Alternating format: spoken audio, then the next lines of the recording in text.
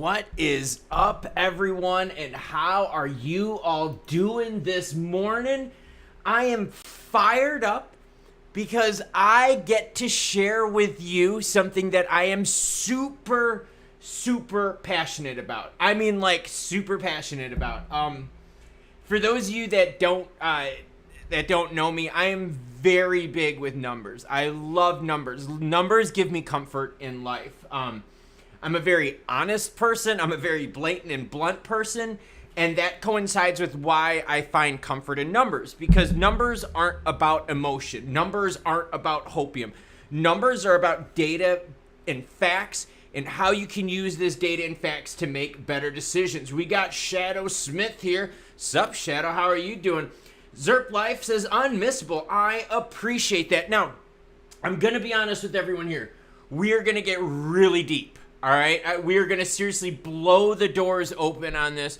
We're going to get super deep, so do not hesitate to ask questions. Now, some of them I won't answer right away, and the reason I won't answer them right away because maybe it'll be pertaining to something that like I've got coming up just a little bit later, so I don't want to jump around. I kind of have like a linear flow planned on this. But the point of this stream is going to be showing people how to read a profit and loss statement, how to read financial statements, how to read K's and Q's, okay? The reason reading this stuff is important, you will see at the end. It will make tons of sense. Now, if you cannot watch the entirety of this stream, don't worry. I'm going to make a standalone video for this. I'm also going to be sure to dump this live stream in the live stream folder as soon as it's done so that you can rewind it and kind of just see what's going on. We got Shadow here. We got True Ducal. Hey, True. Dude, how has this weather been, man? No humidity here in the upstate. Kind of loving it. What we're going to do, though, is we're going to give people just a couple minutes, okay, just to get on in. I usually start a little early, as obviously you guys know, overachiever. I get it. I know, I suck. But what we're going to do, we're going to give people a couple of minutes, and then we're going to start getting into this action here. The thing is, though, do not feel bad if you don't understand this, okay? Do not feel bad. Do not take it personal. I can tell you from previous experience that often it takes 3 to 4 sessions of explaining stuff like this for it to really click. It's kind of like, I liken it to learning a foreign language. You know how when you learn a foreign language, like you learn like a word and then like a phrase, and it seems like really complicated, but then all of a sudden the words and phrases come together and you could build sentences, and then those sentences build paragraphs. That's kind of what this is, okay? Financial statements are a completely different language than what a lot of people are used to. Shadow Smith is lost already, which is okay. Just remember, Shadow Smith, which direction is north? It's always up. That's my dad joke for the morning, dude. But, yeah, seriously, don't feel bad. I'm being totally honest with everyone right here.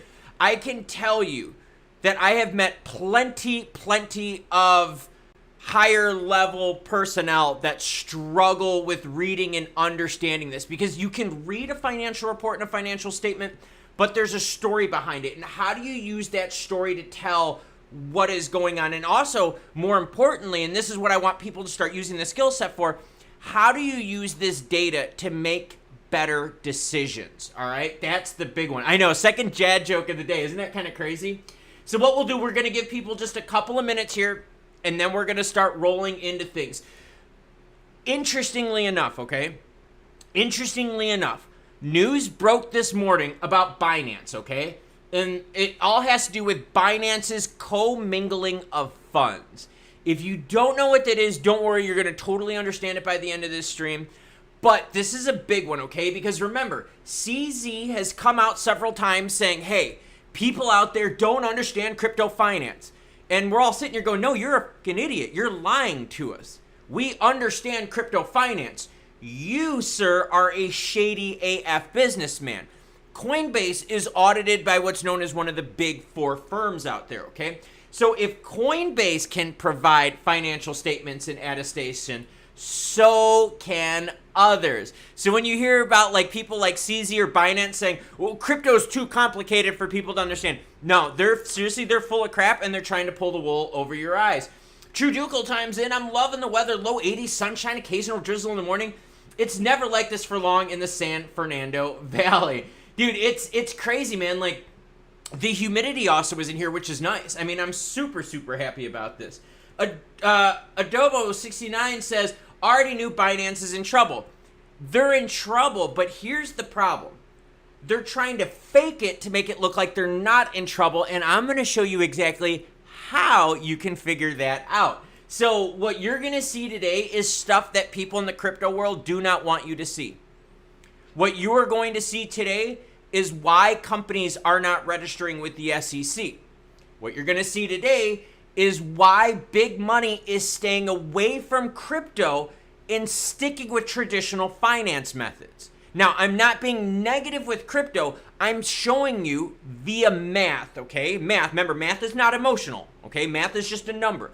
But I'm going to show you via math why people are staying away and why there's so much shadiness going on. Says, give me a little French still. Can't believe you are bilingual. Well, I learned Canadian French. I learned it from 6th grade to a junior in high school. Traveled a lot. I'm a big Quebec City fan. I mean, I can say a whole bunch of stuff. It's not really a matter of proving it, but I do speak French. A bad word is enculé, right? Can I say a bad word? Yeah, I can say a bad word because I don't think YouTube will pick up on that one. But yeah, I am. I definitely do speak French. I'm pretty good with German too. I can understand German and I can speak German, but I cannot write it. Now, French, I can actually read and write. In fact, my favorite book was actually written in French by Albert Camus, right? It was called Les Justes, which is The Justified. And what it is it's a French existentialism writing, and it has to do with justifying, as in les justes, right? Et couper la tête, right? You know, when you're on the guillotine, okay? It has to do with people, is the death of one person worth the saving of thousands? So, yes, if you want to talk about Camus, les justes, the plague, all that kind of stuff, yeah, I'll do it. Deutschland, that's right. See, but I can definitely understand German. Speaking, I'm a little not the best at. I cannot write or read German at all. All right. We after this XRP case, the SEC will go after BNB and Cardano. Interesting. Okay, so we're gonna start this off here, and we're gonna, like I said, hold on, give me one split second. I'm gonna turn my fan off because it's a little loud back here. Okay, so here's what we're gonna do. We're gonna start off super easy. Yeah, existentialism. Existentialism is my thing.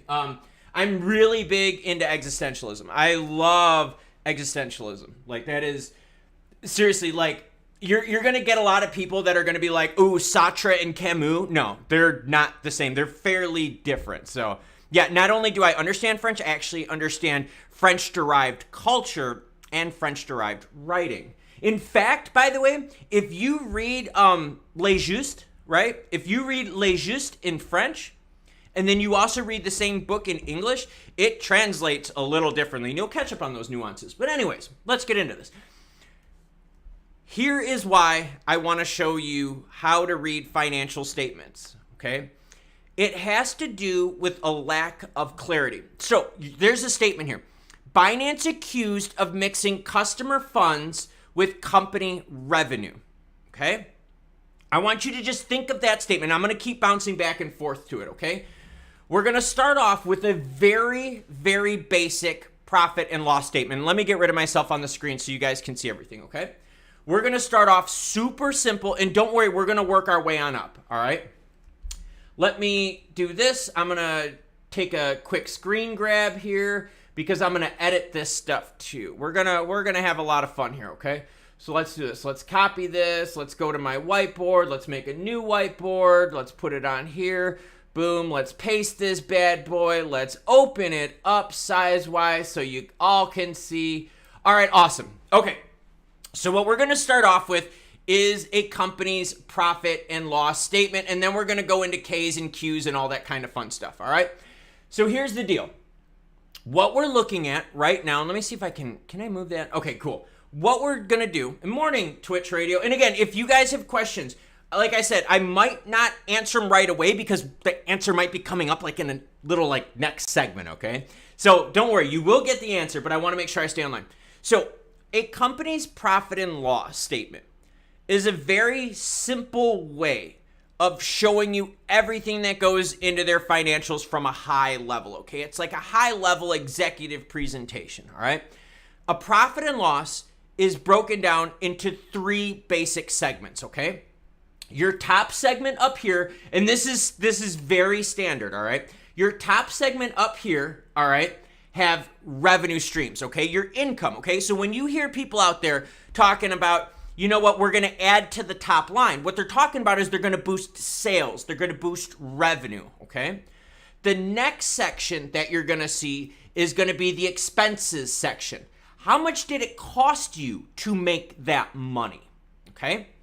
So and actually I'll go one more step. The bottom is going to be profit, okay? My background, okay, you're going to love this. My background, all right, is more in, and again, I don't mean to touch on it, is into French style economic presentation. So I'm going to use phrases like PBT, profit before tax. I might throw in some other phrases that are maybe a little bit more French leaning in financials. And the reason being is because the company that I worked for was based in France. I worked for the largest optical manufacturer in the world. The company that I work for makes Binance look like a little bitch.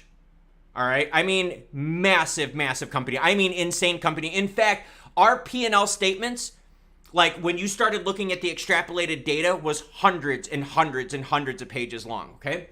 So a basic P&L, all right, has revenue, expenses, and then it has what is your profit, right? Did you make or lose money after all is said and done, okay? So when people talk about we're adding to the top line, they're talking about the top line is the top of a P&L, which is talking about sales, all right? When they're saying, hey, we need to do what's best for the bottom line, they're talking about increasing profits. Xenotype 9 says not many people have the capacity to take this in. You're right, but I'm going to try my best. Luxottica, I'm an Essler man. Is that cool? I'm an Essler man. How is that? Is that, there you go, True Ducal. Look, yeah, no, Essler. Is that cool? You guys know exactly where I'm coming from with my background, so I thought you guys would really like that. Okay, so let me do this. I'm going to move this over here because I'm going to use my hands to talk a little bit. I like to use my hands, so we'll put the cam back up. Okay, so a basic P&L, like I said, right? Revenue, expenses, profits, and losses, okay? That's basically what we have to consider. So now let me take my eraser and let's erase all this. Let's go back to the highlighter. All right, when you look at a profit and loss, let's just focus on this column right here, okay? Let's just focus on this first one in January. Oh, love Essler. Oh, man. Isn't that crazy, dude? Okay, so anyways, check this out. Oh, yes. Okay, yes. DMX step back. Yes. And what's going to happen is this.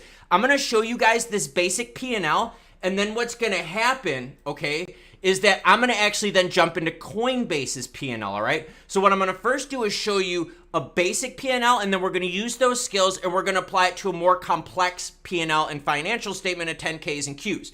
So let's start off with here. Yes, talk about massive. Like I said, I worked for the biggest optical manufacturer in the world. Insanely big. So when I see like companies' financials like Coinbase, they're so easy to read. They're really not that complex. All right, so here's the deal. We're going to focus on January right now, okay? This column here on the left, all right? You have revenue stream 1 and revenue stream 2, returns, refunds, and discounts, okay? So what happens is companies make money. They sell products, okay? Or services, right? That's your revenue. You're generating revenue from goods sold or services provided, all right? So what happens is you start off on the top with your big numbers. How much money did you make in? Well, they have revenue stream number 1 and revenue stream number 2. And let me go back to my whiteboard just so we have a little bit more space, okay? What happens is you add those revenue streams together, but then you have to subtract returns, refunds, and discounts, okay? So let's say you sell a product to a customer, and the customer's like, yo, this is a piece of crap. Yes, you got credit for the sale, but now remember, you have to take credit away because it was returned, all right? So when you get to total net revenue, that is your actual revenue streams minus your returns, refunds, and discounts. That is from the customer's perspective, okay? That is not breakage or internalized scrap, all right? That's very different, and don't worry, I'll get to that. Okay, so now in order to make money, it costs you money, right? Now, the way it costs you money, it all has to do with what buckets you dump these expenses into. Now, there's something called cost of goods sold, COGS, okay? And that's this right here, okay? So this company here made $711 million. And you're going to be like, whoa. And Mass Gamer, save that question for the end. Please save that, because that's actually how I'm going to end the stream, okay? Please save that for the end. Guys, everyone pay attention to what Mass Gamer just asked. It says, at Klaus, could you read Ripple's P&L in the future? Please ask me that near the end. You guys are going to totally understand why I'm doing this. Okay, so this company made $711 million in sales in January. And you guys are going to be like, whoa, where are you getting the millions? That's because up in the top of these P&Ls right here, they usually are done in, quote, thousands or millions. If I go to Coinbase's are going to be done in thousands, all right? And you'll see it up at the top of their forms. You're going to see how it says in thousands except par value data? That is what you have to pay attention to, okay? Is what they are representing, right? Thousands or millions, and it just depends on the size of the company, all right? So in this example here, all these numbers are in millions, okay? So this company made $711 million, but it cost them $269 million to make that. So now I'll use an example that that is very familiar with me. Imagine Coca-Cola, right? Imagine this is Coca-Cola, and Coca-Cola made $700 million in sales. But what did it cost them to make that? Okay, the goods that they sold, not their operating expenses in terms of, how much the building cost, electricity, labor, stuff like that, but the actual materials to make the product. So like for Coca-Cola, it would be like bottles, cans, stuff like that, right? Like that's like the actual cost of that good that you're selling, okay? So after you take cost of goods sold, you then end up with gross profit. Gross profit is your profit after you've extrapolated cost of goods sold from your top line revenue, all right? So what you're going to see is these numbers are going to start getting smaller and smaller and smaller and smaller. Why? Because you start off with the amount of money that you made and you start extrapolating expenses and it ends up with your profit or loss at the end. That's why it's called a profit or loss. All right. So now we're so far, and like I said, if you guys got questions, please ask. But this is going to get really deep, and we're going to kind of tie this into Coinbase. Okay, so now we've seen that after their revenue and after their costs of goods sold, they have a gross profit of $442 million. Now we start getting into what's known as OPEX, okay? OPEX, operational expenses. Operational expenses are what you need to do to make your business run, not the cost of that stuff, right? Not the cost of your materials, but the cost of making your business run.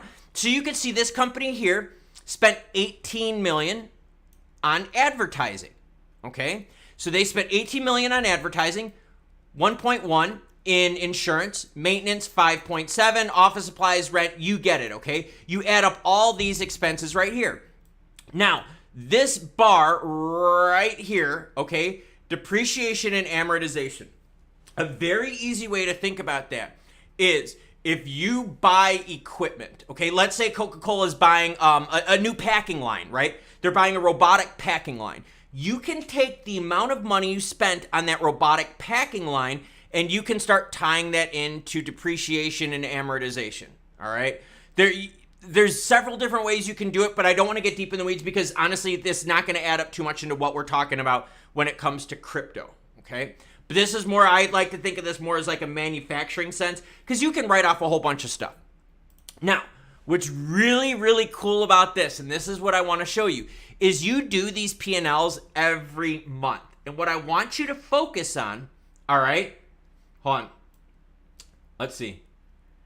What you want to focus on is things over time, okay? Look at this. This is really, really cool. So like I said, we're going to start big and then we're going to start getting more and more granular, okay? So over time, right, look at December. They spent $23 million in advertising. Now, in this most recent statement right here, they only spent $18 million in advertising, okay? So this company now has spent like what, $5 million less or so in advertising? But look at how much less their sales are, right? Remember, top line is sales. So when they spent $23 million in advertising, that $23 million equated to what? $846 million in sales. You can see now the same company a year later, ooh, I made a little mess out of that one. The same company a year later spent $18 million, but they only got $711 million in sales, okay?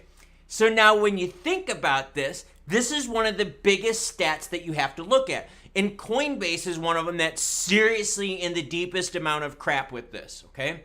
I want you to think of this principle. Think of Coca-Cola, all right? And I'm going to keep going back to Coca-Cola.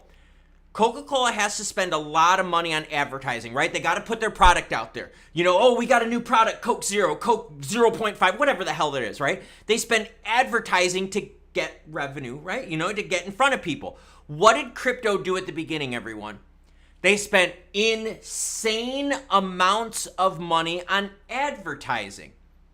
Now, spending a lot of money on advertising isn't really a big deal, but what are you getting for it? What if I told you that a company spent $100 million in advertising, but they only got like $10 million in revenue? That would suck, right?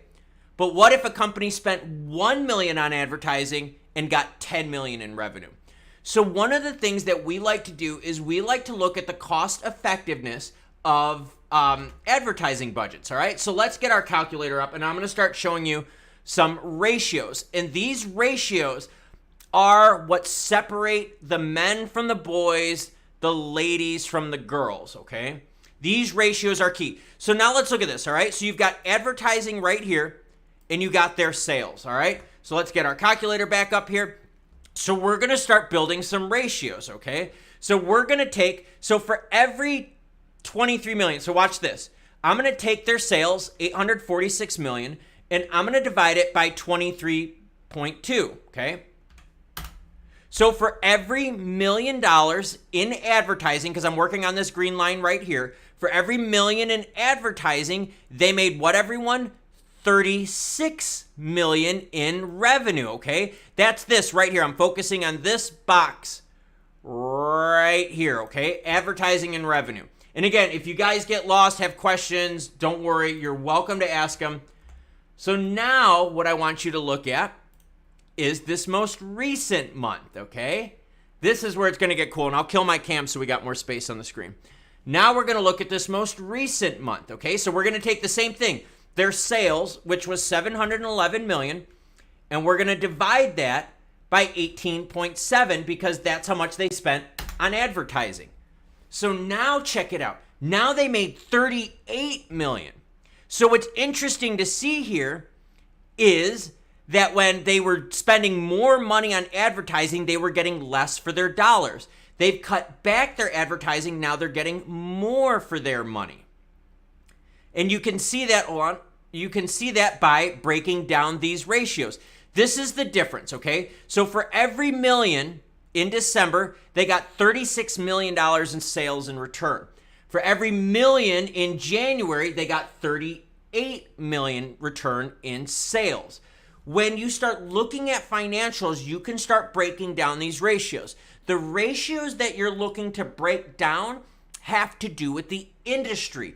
A company that needs to be in front of customers all the time spends a lot of money on advertising, but is it being spent wisely? Okay, that's advertising and promotion and how it ties into sales, okay? Hopefully that makes perfect sense. Let's now move on a little bit more. And what's cool about this is you can see that over time, this company here is spending less on advertising, but they're getting a better bang for their buck on their advertising. So you can't just look at the raw numbers and be like, oh, well, their revenue is down. It doesn't matter if your revenue's down if you're able to squeeze more profit out of other things, okay? So now let's start kind of pulling this into crypto. Coinbase spends a ton of money on advertising, but we know the volume is down.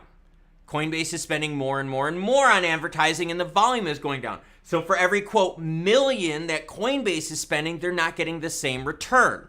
Cool. All right, now what you can go to next is, and actually, you've got like office supplies, that's kind of normal stuff. Maintenance is kind of normal stuff. Insurance is normal. Nothing really crazy with that. But what I want to focus on next is this line right here, okay? And that's salary, benefits, and wages. So let's take this same company, okay? Look at how much they had in salary, $311 million. Now, the most recent report in January, they have $251 million in salary. So this company has peeled back $60 million in salaries. That's actually really good. Now you're saying, well, Klaus, why would a company want to cut back on salaries and wages? Well, again, if we look at the top line here, you can see that their sales have actually been going down. Their sales were $846 million. Now they're only $711. So if you know that you have less money coming in, what do you have to do? You have to cut your expenses, otherwise known as your OPEX, your operating expenses. Now, as we start going through this, good companies are going to be able to cut these expenses out faster and faster and faster. And they're going to know what levers to pull to do this. What a financial analyst will do, they will start building ratios. And the ratios that they're going to be building are about effectiveness, right? So I talked on the first one about advertising, right? How effective is your advertising money? For every million you spend, what is your revenue? Okay, what about salaries, benefits, and wages? Same thing, right? If your business is shrinking, what do? You let go of staff, right? That's honestly the number one thing companies do. And you could see here in this example, they've done exactly that. They had $311 million in the month of December, and that was a year ago. And then in January, they had $251 million. So they've cut back quite a bit of expenses in terms of their staff. Now, this is where stuff gets really, really crazy, okay? And this is where people get really kind of freaked out and they really get lost, because this is a very, very tough concept to understand. In January, this company made way less money than they did in December a year ago. Way less. About $135 million less. But look at their expenses down here, and that's this line right here, okay? I want you to look at this. So, in December, and I'm going to focus in this line right here. In December of the previous year, this company had massive sales, $846 million, right? But now, a year later, their sales went way down, all right? In January, their sales went way down, and now their sales are only $711 million. Most people are gonna hit the panic button and go, oh, that's really, really, really, really bad. Is it? No. No, it's not. What matters most is the profit a company makes, okay? You do have growth sector companies where they will go in what's known as growth phases, where they try to dominate market cap. But just because they're dominating market cap doesn't mean they're making money, all right? They're growing, they're not getting more efficient. Let's tie it into your budget at home. Let's pretend you make $100,000 a year, but your expenses are $90,000. So that means at the end of the year, you only have $10,000 to play with, right?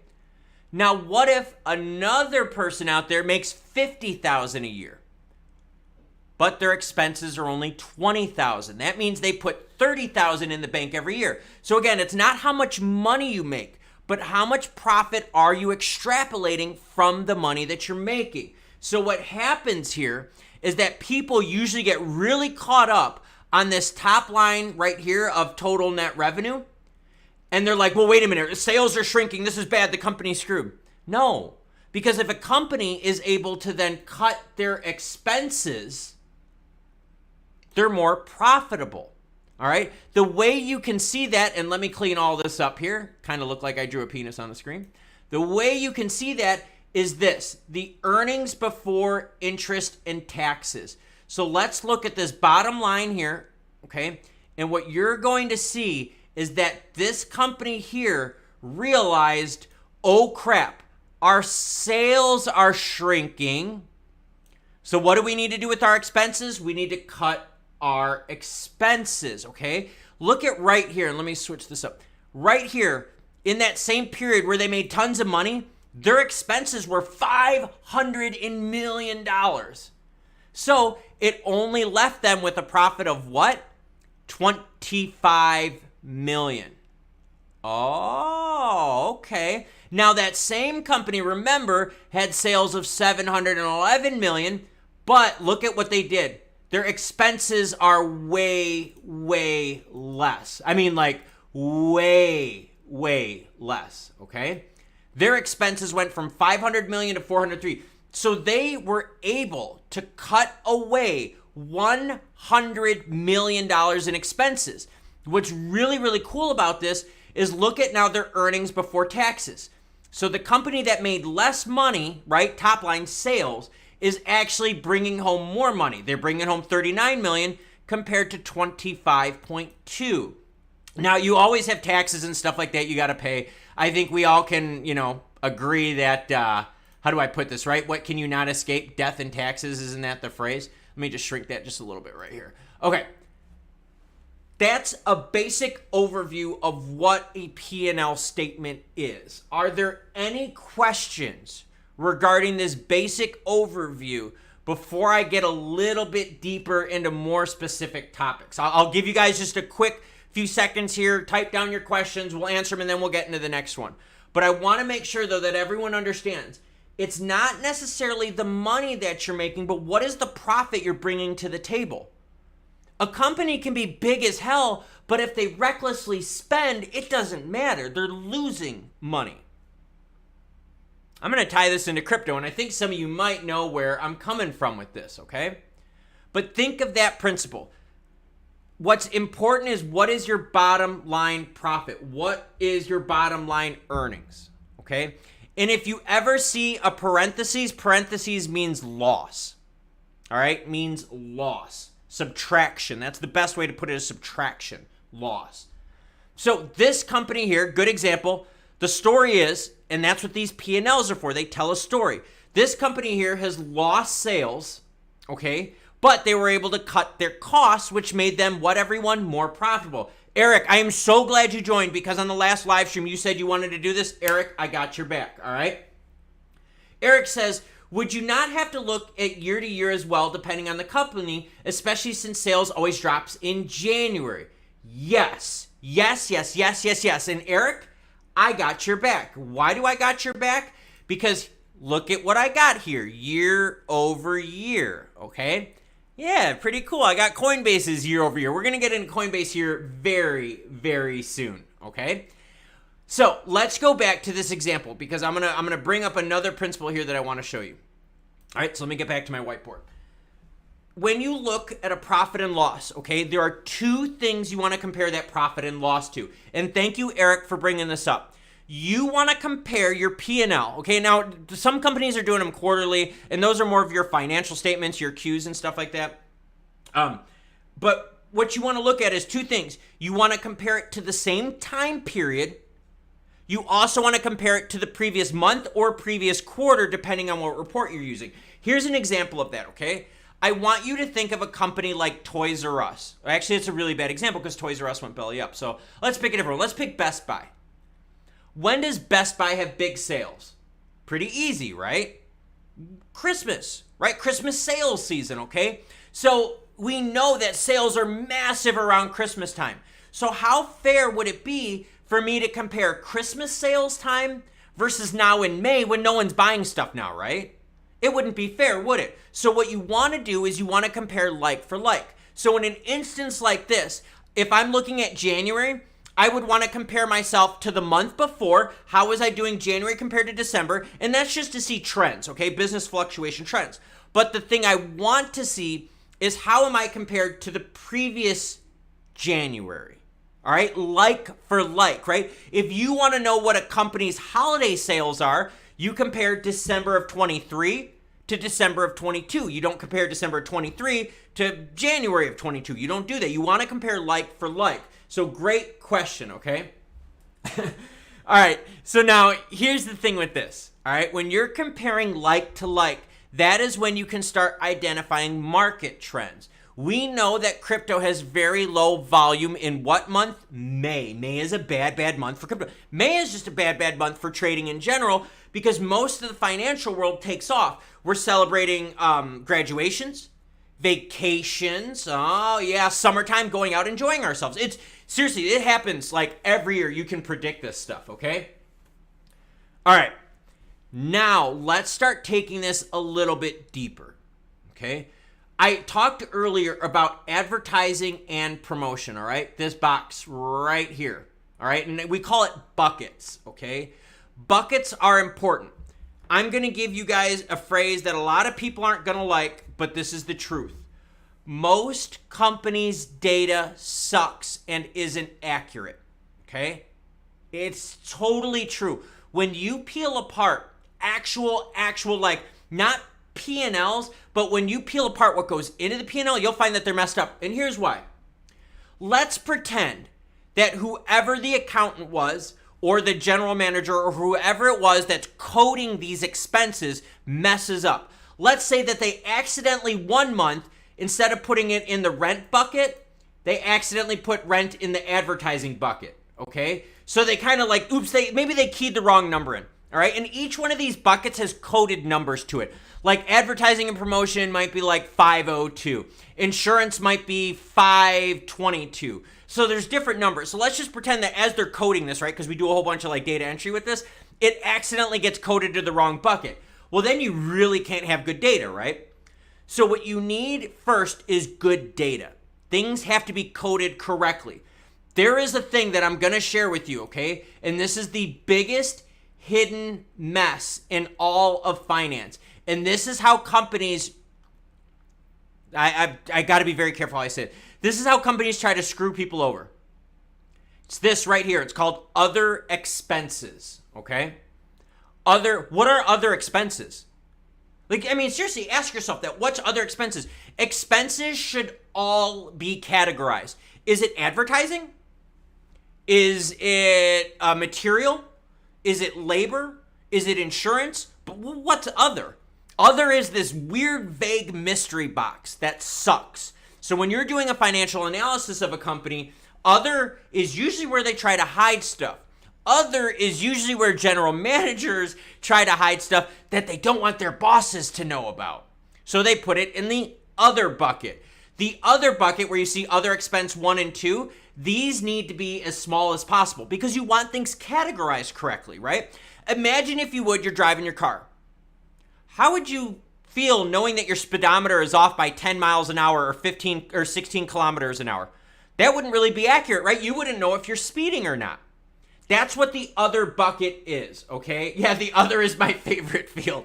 And that's the thing, right? So the smaller you see an other bucket, the more accurate you can start looking at these numbers. I talked earlier about ratios, right? Hey, how much money are you spending on advertising to earn you revenue? Okay, how accurate are you with your other expenses now compared to revenue? Really, really good companies will have very, very small other expense buckets. Very, very small. Because seriously, how do I fix other, right? Like if I'm this company's CFO, okay? And I'm sitting here and I'm like, all right, guys, look, sales are going down. Market's getting crappy. We need to cut costs. What the hell is the other bucket? Is other labor? What did you throw in there? So one of the first things that these companies are going to do after they've killed labor, because remember, labor is your most controllable cost. That's why layoffs happen first, okay? They let go of staff first because that's the most controllable thing a company has. They then go into the other bucket and they're like, girlfriend, nothing goes in that other bucket. Tell me, is this a travel? Is it a utility? What the hell is other? All right. Really good companies are going to have these smallest other buckets. And what you're seeing here, and this company is actually a really good example, is this company right here has actually put less and less and less in their other bucket, right? They started off with 4.7 million and they ended up now with 3.8, all right? So if you divide it through, again, we talk about ratios. Is everyone okay up to this point? If everyone's okay up to this point, I will jump on over to start dealing with Coinbase. Are you guys cool with this? Please let me know. And while you let me know, and if you have questions, seriously ask. There is no bad question. This, seriously, I'm telling you right now, I have seen high-level people struggle with these concepts. Not reading this, but more like understanding the story behind it. P&Ls tell a story. They tell a story without emotion, without hopium. All right? What does the whiteboard say behind me? Denial is a dangerous drug. Crypto market is in denial because we have a lack of clarity. All right. Other equals brown envelopes. Not saying that that's what this company is doing. Yeah, that's actually very true. You know what? Okay, I'll tell you a corporate trick that I used to use. My other bucket, I would sometimes put in there stuff for customers, okay? And the reason I would put it, like, let's say if it was, and I know I got to be very careful how I say this because I don't want to, I do have to watch what I say with certain things. We would put stuff in there for customers that maybe I didn't approve of. So let's say that a customer I had wanted an exception, okay? It's not a typical refund. It's not a return. They want an exception. That exception I would put in the other bucket. That's a good way of putting it. Because think about this. Let's say I had a massive customer, okay? A customer that did millions and millions of dollars with me every month, all right? And I didn't want to lose that customer. But that customer called me up and they're like, hey, Klaus, dude, I just spent like 30 million with you guys. Can I have like a break for all of my staff? Can I have this? Okay, cool. I don't want to put that in my cost of goods. I don't want to put that in my returns. I got to put it somewhere else. Now, the materials show up in cost of goods, but the actual write-off of that does not appear in there. That's something that I would put in the other bucket, okay? That, again, it's a very rare thing, but the reason you put things in the other bucket is A, if you want to hide stuff, B, if you don't want to mess up the numbers, okay? If you don't want to mess up trend lines, all right? Yeah, and Shadow Smith is right. This is exactly what it is. It's a way of hiding stuff, okay? So if we're all cool with that, all right, let's move on, all right? If you guys are good with that, no questions, let's move on specifically to Coinbase. All right. So what I'm going to do here, and give me 1 second, I'm going to delete this. And then what I am going to do, hold on. I'm going to have this screen open because we're going to swap on over to Coinbase. All right. So now companies, that was a P&L. What we're going to get into now is quarterly and annuals. All right. And let me see, which page is this? I just want to make sure I write down the right page. This is page 130. Give me a second. Let me write this down. Because like I said, these financial statements are super freaking long. And they're hundreds and hundreds and hundreds of pages long. So let me just get something here super fast. Hold on a second here. Hold on, guys. Give me 1 second. I'm going to grab, where's my notebook? Hold on, guys. I'm getting there. Give me a second. I'm just getting a sheet of paper because I have to write this stuff down so that I'm keeping numbers in my head. Okay, got my sheet of paper here. Sorry about the delay on that. All right, page 129. Okay, so now that we got the basic premise of a P&L, all right. DMAX StepX says, why are you reading the chart right to left with the months? That is actually a really, really good question. Okay, and I'll answer that and we'll get into Coinbase. This is how it works, okay? December, November, January, February, March, okay? We're kind of rolling through, all right? We're rolling through. And we're rolling through like this. And the reason I picked January is this is full financials. The only reason I did right to left is just so I could keep my two columns separate. That's the only reason I'm doing it, all right? That is the only reason. It's just to prove a point. If read between the lines. If this was the opposite way, the story wouldn't fit crypto. If you get what I'm saying. All right? If you get what I'm saying, you know exactly what I'm saying, okay? There's a reason I'm doing that is because it has to do with Coinbase. This was the best example that I saw that was basic enough that now I can tie it in to Coinbase, all right? So, and the reason why is because as you see, Coinbase goes from newest to oldest. Got your back right here. All right, so let's go into Coinbase. Now, in order to find these things, what do you have to do? You have to go on Edgar, all right? In Edgar, anyone can use. Let's clear this out here. Edgar, anyone can use, all right? And seriously, the reason I went right to left is because I'm going to be doing Coinbases from, is because I'm going to be doing Coinbases in the same direction. I didn't want to switch 180 halfway through. You obviously know exactly what I'm talking about with this. So you go onto Edgar, right? And let's put in the company name. So we're going to put in Coinbase, and we're going to click on here, and we're going to find all of these reports, okay? So you're going to see Qs and Ks and all that kind of fun stuff, okay? Most specifically, what we're going to find is we want to look at quarterlies and annuals. Again, what are we comparing it to, okay? I've got their 10Q up here, all right? You guys are going to love this. This is their most recent 10Q. Most recent. Again, go on Edgar, and you can put in the company that you want, and you can easily see all their filings. And you could literally see like what these reports are. Now, real quick, when you get into Edgar, you can also separate what kind of filings you're looking for. All annual, individual, quarterly reports, registration, exempt offerings, and so forth, all right?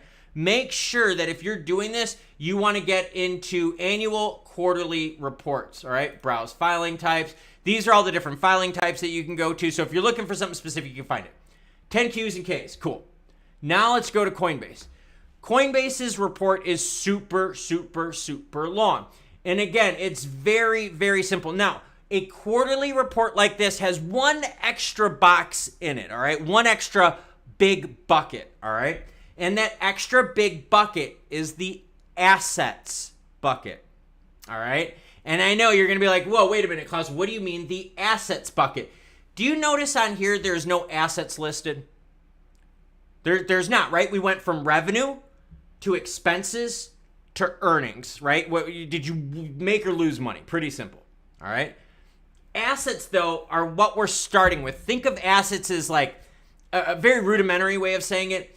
What do we got in the bank? Like what do we got? Like, what kind of cash do we got in the bank? Because when you look at a profit and loss, this doesn't tell me what a company has in the bank, right? Let me get rid of my camera. You can see here on the bottom, see net earnings? Right? Net earnings. When we're looking at it this way, this doesn't tell us, though, if they have money in the bank, right? I mean, it doesn't. It just tells us what did you earn or lose that month. So when you go to these statements here, and again, there is tons and tons of stuff here. They're going to start off with their assets, okay? And what we're going to look at right now is going to be Coinbase's actual financial statements. Yeah, DMAX, step back. You could understand if I flipped a 180, people would try to read it the opposite direction. So I'm very glad you caught that. That means I can bug you for some cool stuff. Okay, now let's look at Coinbase. Remember in the top I said, hey, you got to pay attention to this whole thing. All right, let me my cam's off. In thousands, accept par value data. Okay, so this is not 5 million. This is 5 billion. Okay, just keep that in mind, right? You always kind of want to look at what this is. It just gives you a relative function. Also makes the math way easier. Now, look at their assets, okay? First one is cash and cash equivalents. Coinbase last quarter, right, December 31st, quarter ending, they had $4 million in cash and cash equivalents. Now, this quarter, they actually have more. They have 5 million, right? So they were able to gain, or 5 billion, my bad, guys. 5 billion, they were able to gain 600 million in cash assets. You can actually find where that is. Now, Coinbase has a very funky accounting thing. I'm not going to get into it deeply, but it has to do with how they report customer crypto assets. You can see, it's not a footnote, but you can see a subnote here, number 1. Subnote number 1, and you can see this next one down here, you see subnote number 2. Subnote number 1 and number 2 are this: safeguarding assets and safeguarding liabilities. If you ever see a subnote here, okay? If you ever see a subnote, please, please, please read that. It is huge. It is freaking huge. Okay, so now let's keep going, okay? So you can see now that what do they have? Let's specifically talk Coinbase, and let's do this. Let's cut this, and let's move it on over to our whiteboard so that we can draw, all right? So we're just going to focus on assets right now. So let's copy this. Let's go to our whiteboard. Let's put it on here. Let's open this up so y'all can see it. And for those of you that don't know, I love this kind of stuff. Like, this for me is fun. Okay, we're going to look at Coinbase. We're going to look at assets. Remember, this is their current quarter. This is their previous quarter. Eric, you're exactly right. What we would want to do is compare like to like. And don't worry, Eric, we're going to get to that. So now, current cash and cash equivalents. Let's scroll down here. Customer crypto assets. So really, it looks like they're doing good, right? Whoa, they've got way more cash and cash equivalents. This is freaking awesome. Whoa, whoa, whoa, girlfriend. Don't be put off. Don't be buying into the hype and bullshit, okay? They're trying to fake the funk. This is very similar, and I'm not throwing shade. This is very similar to Stellar's executive deck presentations. They throw a lot of fluff in there to make things look good when it's actually not good, okay? And I will do an executive deck presentation to show you exactly what to look for in an exec deck and how to pick one apart. Now, look at this, though. Customer custodial funds, okay? That's this in blue right here. All right, cool. So they've got more customer custodial funds. That's cool. I'm down with that. That's awesome. What about customers' crypto assets? Okay, let's take a look here. Customer crypto assets. All right, you can see there was some accounting stuff here. We see subnote 1. Okay, cool. Go down to USDC. Okay, see what they got? USDC is in blue. Whoa, whoa, whoa, whoa, whoa, whoa, girlfriend. Look at this. In December 31st, right, quarter ending, they had $861 million in USDC.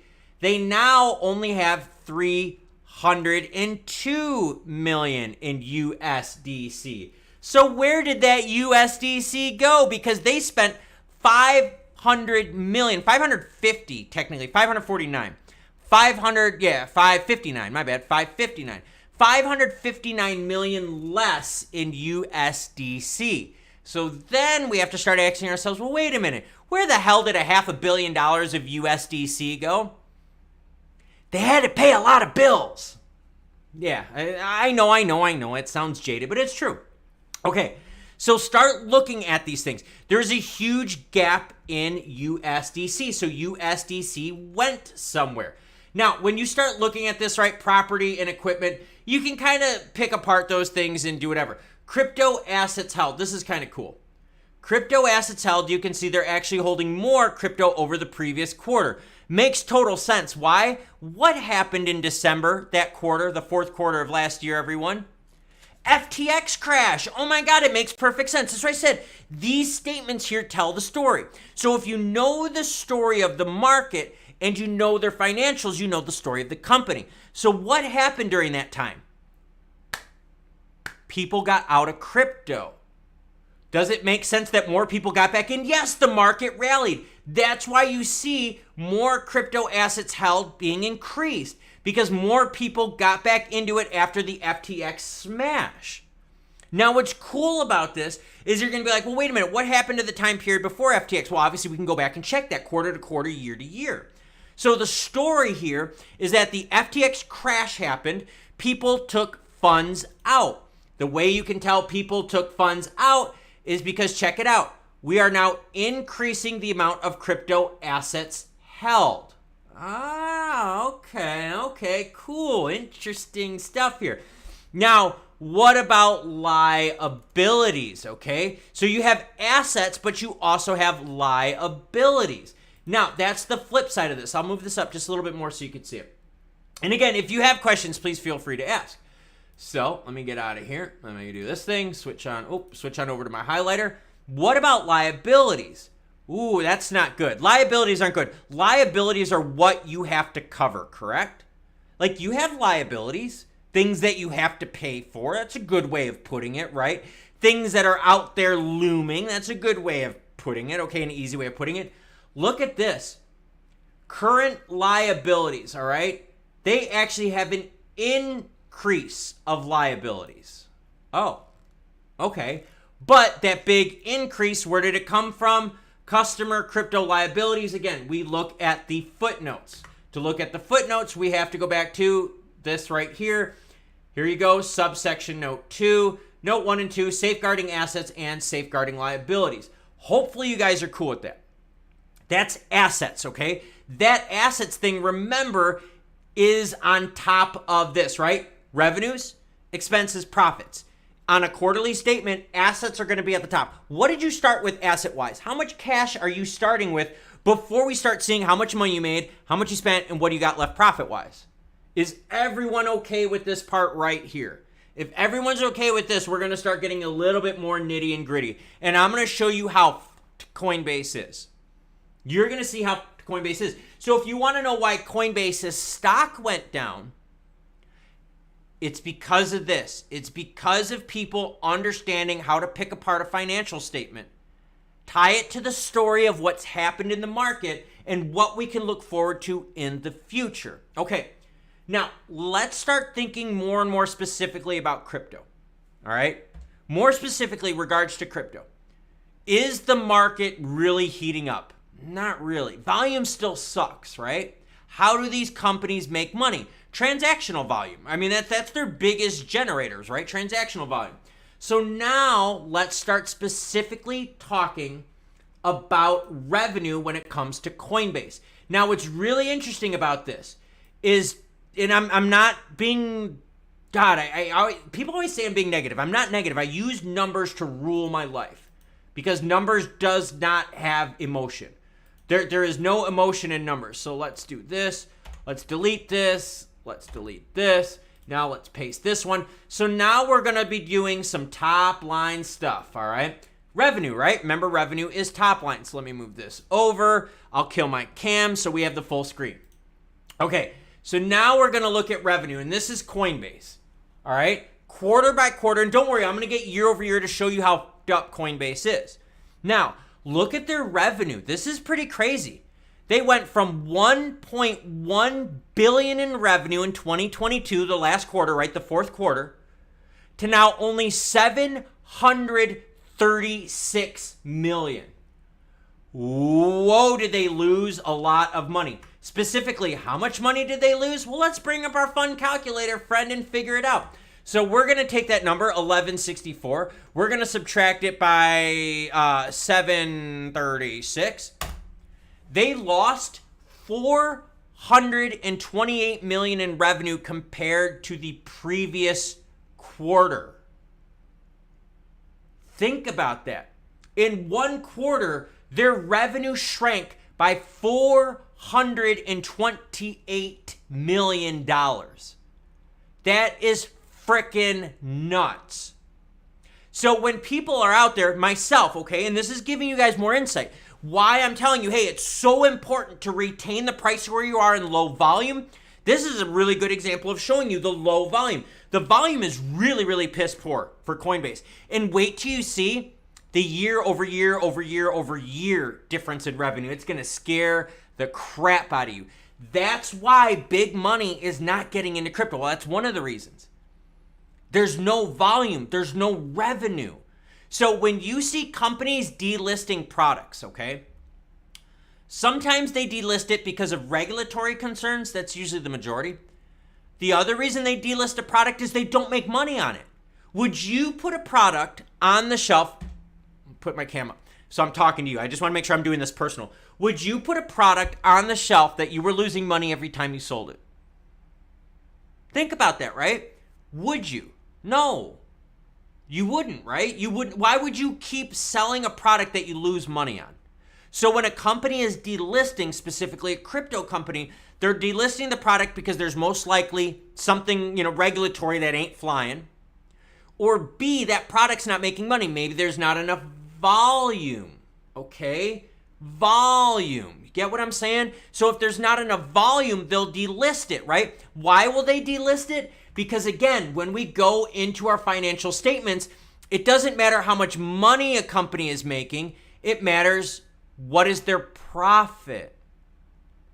All right? So delistings, as you can see, are very important. Tale of two stories, right?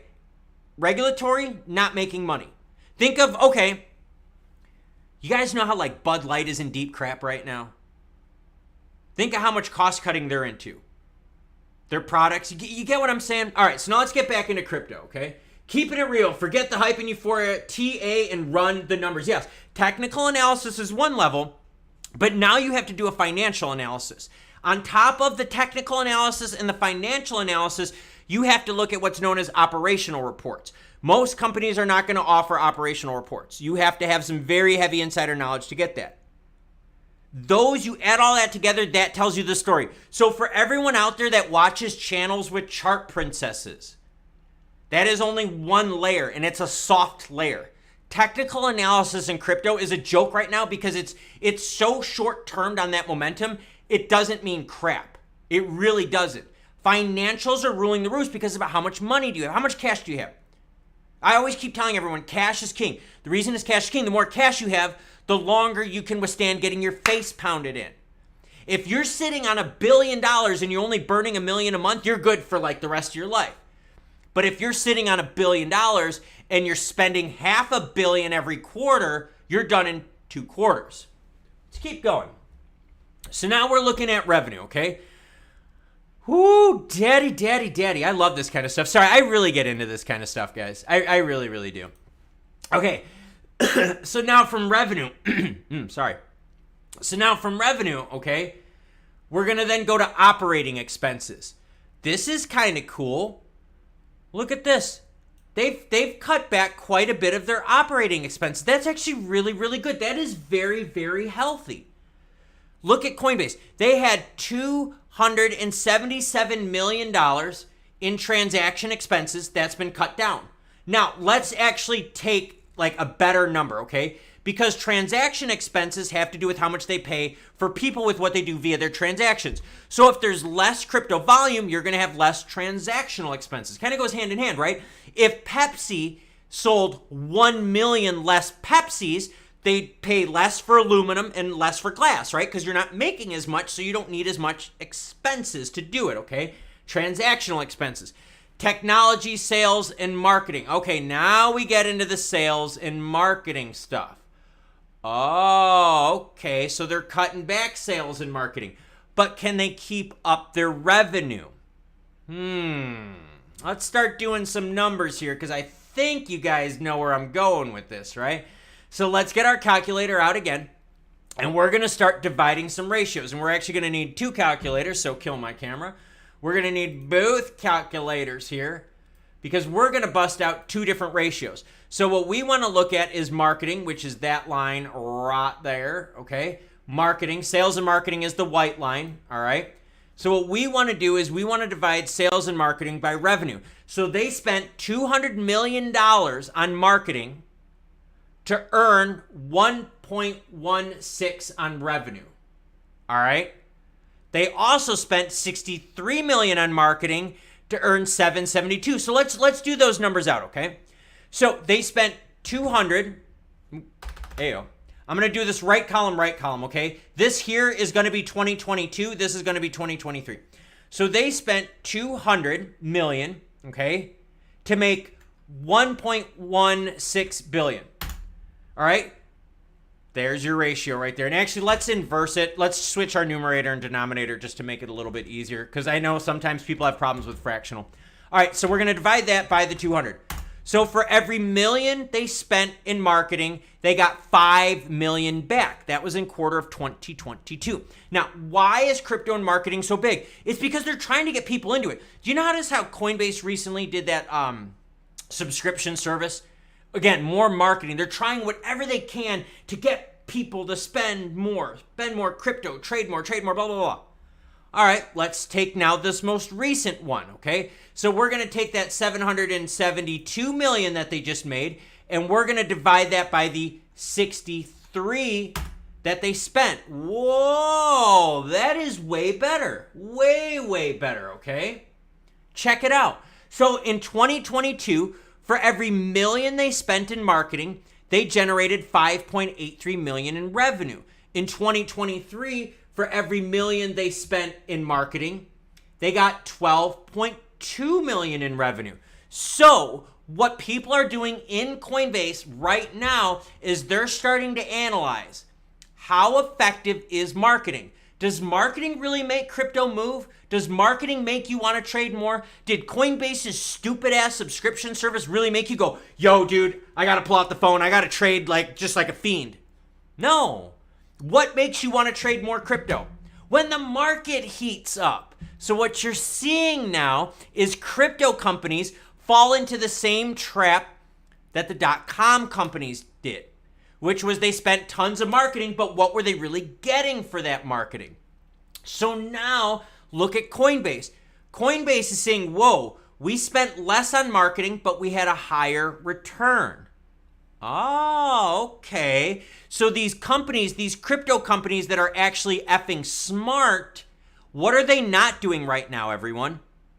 They're not sponsoring teams. They're not sponsoring stadiums. They're not spending stupid money on dumb advertising things. Because now we're learning that the market isn't responding to marketing, but that the market and the volume has to do with what, everyone? Price action. Price action. So your smart crypto companies out there are now going to spend less on marketing, and they're going to let the natural evolution of cyclic business stuff happen to drive their results more, okay? Let me ask you a question. Right now, if you're in crypto, why would you spend a lot of money on marketing? If trading volume is down, if things are kind of on the negative side, you play defense, right? You're not going to steal market share because there's no market share to steal. There's not. And I'm being very honest with everyone here. Yes, we are looking at Coinbase's numbers. Crypto is the same all over the world. Its prices are down everywhere. It's not like in different markets, things are very different. The only time you'd ever see that is if like a regulation would happen where crypto then becomes allowed or disallowed in terms of trading, right? A big overall like market, blah. But right now, there's no reason to spend money on marketing in crypto because the revenue is down, because the excitement is gone. So companies that want to save money, companies that want to make it, they're building out these ratios. That's why when I did the first one, and Justin, I got you here. Save that question too, Justin. I'm going to get you on this. That's why in the first example that I brought up, I showed you advertising compared to revenue. Because if you're trying to get market share, you spend a lot of money, right? Crypto.com with their stadiums and their promos and all that. Yeah, that's awesome when everyone was out there trading left and right. But when the money dries up and the market dries up, who are you advertising to? So for me, okay, and I'm very, very critical. I'm very, very critical of companies when it comes to finance. Because seriously, in my eyes, you better pick up on these trends really fast. But what I like to see, though, is that Coinbase is spending less on marketing. Sorry, I kind of crossed out the number. Let's make that a little bit better. Sorry, my drawing skills really suck, guys. They spent way less on marketing, and I'm glad they did. I'm super glad they did. It's extremely important, all right? Now let's look at some of the other things. General and administrative costs. Look at how much less they're spending here, right? Way less on general and administrative costs. Now, I'm going to get to Justin's question. Justin Tucker says, so maybe Stellar is a good investment because they don't spend money on marketing. Here's the problem, Justin. What if people don't know what you do? Think about that, right? What if you're not relevant anymore? Then you need to spend money to put yourself in front of the customer. A company like Coinbase spent the money on advertising early to put themselves in front of the face of the customer. I've always been very critical of Stellar, saying that they should have done more in the beginning to put themselves in the face of the customer. People always pushed back on me and said, hey, Klaus, Stellar doesn't need to advertise. Bullshit. Bullshit. They needed to advertise to get themselves in front. Did they need to recklessly spend? No. Did they need to crypto.com it and all that? No, they didn't need to do that. But they needed to get themselves in front of the customer better. Once you've established your presence, then you can pull back from marketing and let the organic growth happen. But if you don't at least put your face in front of the customer doesn't know you're there. So great question though, Justin. Great question. So now let's continue with Coinbase, okay? Look at their general and administrative. They've cut that down a lot. Let me get rid of my camera so we've got a full screen. Right? They went from 413, they cut that down a whole bunch. Now, whoa. Look at what they added though, everyone. Restructuring costs. Oh boy.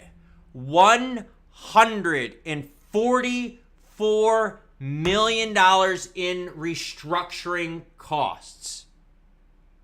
Now, do you notice how there's no footnotes on here? That's just saying, okay? I mean, for those, I don't want to get too deep in the weeds because I think some people might get lost, but just for those of you that know, I hate saying that phrase, but damn it, it's real. So out of nowhere now, they spent $144 million on restructuring. That's going to make you ask some questions, isn't it? So now we go to total OPEX, okay? In total OPEX, if you want to follow a couple lines, all right, net revenue, total OPEX, and PBT, profit before tax. You want to focus on 3 lines, those are the 3 lines. Now, look at what they did. Excuse me here. Look at what they did for operating expenses. Remember, operating expenses is the expenses that a company incurs to operate. It's that simple, right? What did you spend to make the $700 million? So now check this out. Whoa, Coinbase, what the hell? Coinbase spent $1.7 billion in the fourth quarter of 2022 to earn only $1.1 billion in revenue. That's not good. That's how you can see here, right? They had an operating loss of $500 million. Now, look at what they did in the first quarter of 2023. They cut that amount of expenses, right? Their total OPEX, operational expenses. They cut that down significantly. They cut it down from $1.7 billion to $896 million. How did they do that? They spent less on technology. They spent way less on sales and marketing. And they spent way less on general and administrative costs. Now, that $896 million, they only lost $123 million compared to the $500 million. So, is Coinbase doing the right thing? Yes, they are. But they're still losing. So now you have to think of the concept of losing, okay? Just think of this. If you're talking about the concept of losing, what does that mean? So if every month, right, you're spending more than you make, what's the important number you want to think of? How much money you got in your bank account, right? What are your assets? If you've got a big, big bag of cash, it's okay to burn through some of it through some bad times. But if your bag of cash is very small, your assets are very small, then you're going to burn through that quick. That's why when you look at these expenses, right, your OPEX bucket, you then want to go into what, everyone? You want to go in then to the assets. So if they have cash and cash equivalents, and this is where I think some people might get lost, those are easy to access, okay? Some other assets that that companies put on their books is property they own, machinery they own, right? But can you sell machinery quickly? No, you can't. Can you sell your property quickly? No, you can't. You also sometimes can't sell your property because that's how you're operating your business, right? Through the property. So what you can do is you can actually take what their cash and cash equivalents are, then go over by what their burn rate is, right? Their difference, their operating loss, and that tells you how much runway they have. So when we now go to Coinbase, watch this. I'm going to show you exactly why Coinbase stock is up more. Watch this. Give me a second here. Let me bring up Coinbase. Coinbase. Here we go. Got Coinbase up here. Let's go to Coinbase. Let's go for the year. Let's switch this out. Let's make it a line. All right. So you see how Coinbase here, right in this November, December, right? Obviously, it has to do with FTX. But you know what it really had to do with, everyone? It had to do with this fourth quarter, which is this right here. I'll draw it. Give me a second here. It has to do with this fourth quarter right here. Oh, daddy. Hold on a second. Hold on. It had to do with this fourth quarter right here. I'm going to bring this down. What scared everyone in the fourth quarter with Coinbase was specifically the fact that they were burning $554 million in a quarter. So if you go to how much assets they have, you're like, whoa. If you're burning $500 million a quarter and you have how much assets on the books? Let's go back to it. You've got $4 billion of assets on the books. That would have given Coinbase at the same burn rate only 8 quarters to stay open before they completely shut down. Ran out of cash. And that's saying that they're not going to get a cash injection if they don't cut their costs, okay? So the reason why traders were shorting the ever-living shit out of Coinbase and pushing this down, and the reason people were selling Coinbase is because when we started looking at how much they had assets-wise in cash equivalents are the most important because remember, you get cash, you can use it quick. You can't sell property, machinery, and shit like that quick. It takes time. And you don't get dollar for dollar, right? If you know that a company is in deep trouble and they're selling property, the person who's going to buy that property is going to be like, yo, I know they're financially screwed. I could offer them way less. That means they don't get dollar for dollar. But cash, you get dollar for dollar. Cash is king. So what people were freaking out was, yo, in December, you had $4.4 billion in cash and cash equivalents, but you were burning $500 million every quarter, which means you were going to be done in 8 quarters. Now we look at Coinbase. Coinbase has $5 billion in cash and cash equivalents. But when we look at what their actual burn rate is on a very high level, they were only burning $123 million. So that means they had a lot more runway. So the reason people now started getting more into Coinbase is because when they were burning high cash here, people were like, yo, their runway does not have much left. Now, the reason that Coinbase is spiking up more and more and more is because of what, everyone? It is because they are now burning less than what they did before. They went from burning $500 million every quarter to now only burning $123 million. I know that's an improvement, and it is an improvement. When you look at their stock price, you can see, again, it's reflective of that, right? Now watch what happens when I zoom out. Uh-oh, girlfriend, that's not good. That is not good, right? Because they're burning cash still. So the reason why your Coinbases and all these other companies really aren't doing good, and I'm doing good in quotes, you can't see me, I'll do it again. The reason why Coinbase and other companies aren't doing good is because when you look at their books, they're still losing money every quarter. Every quarter, they're losing money still. So when you're an investor, are you going to invest in a company that's losing money every quarter? Probably not. And the reason I say probably not is reflective upon price. Now, can companies turn it around? Of course they can. But until we start seeing profitability from these crypto companies, okay, you're not going to see big inflows of money. Until we see this number here become positive, people are not going to want to get into it. Binance is like Coinbase. Think about it. It's not like Binance has this magical formula where people are trading with Binance, but they're like, yeah, screw Coinbase, I'm going to use Binance. No, the whole market is down volume-wise. The entire market is down. When you look at XRP, XRP is globally traded, right? So if I look at XRP and I go to the 2-year chart, I can start zooming out and show everyone, hey everyone, check it out. Lots of volume here, no volume here. That's global. So globally, the volume shrinks. So when Binance is like, oh, don't worry, guys, we got plenty of cash, you're full of shit, CZ. Every exchange is in deep trouble, some more than others. There is no exchange out there that's got the magic formula of winning. No, crypto is down as a whole. Your top line revenues are down.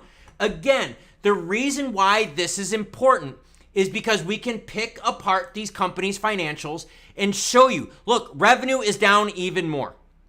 You got to cut costs more aggressively. So when it comes to the question of Binance, and this is why I'm bringing this up, Binance's billion-dollar mix-up, companies, compliance failure or misunderstanding. No, they're trying to pad their books.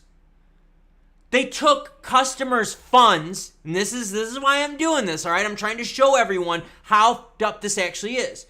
They're taking customers' funds, putting it as part of their cash statements. Now look at Coinbase's, okay? Let's go back to Coinbase.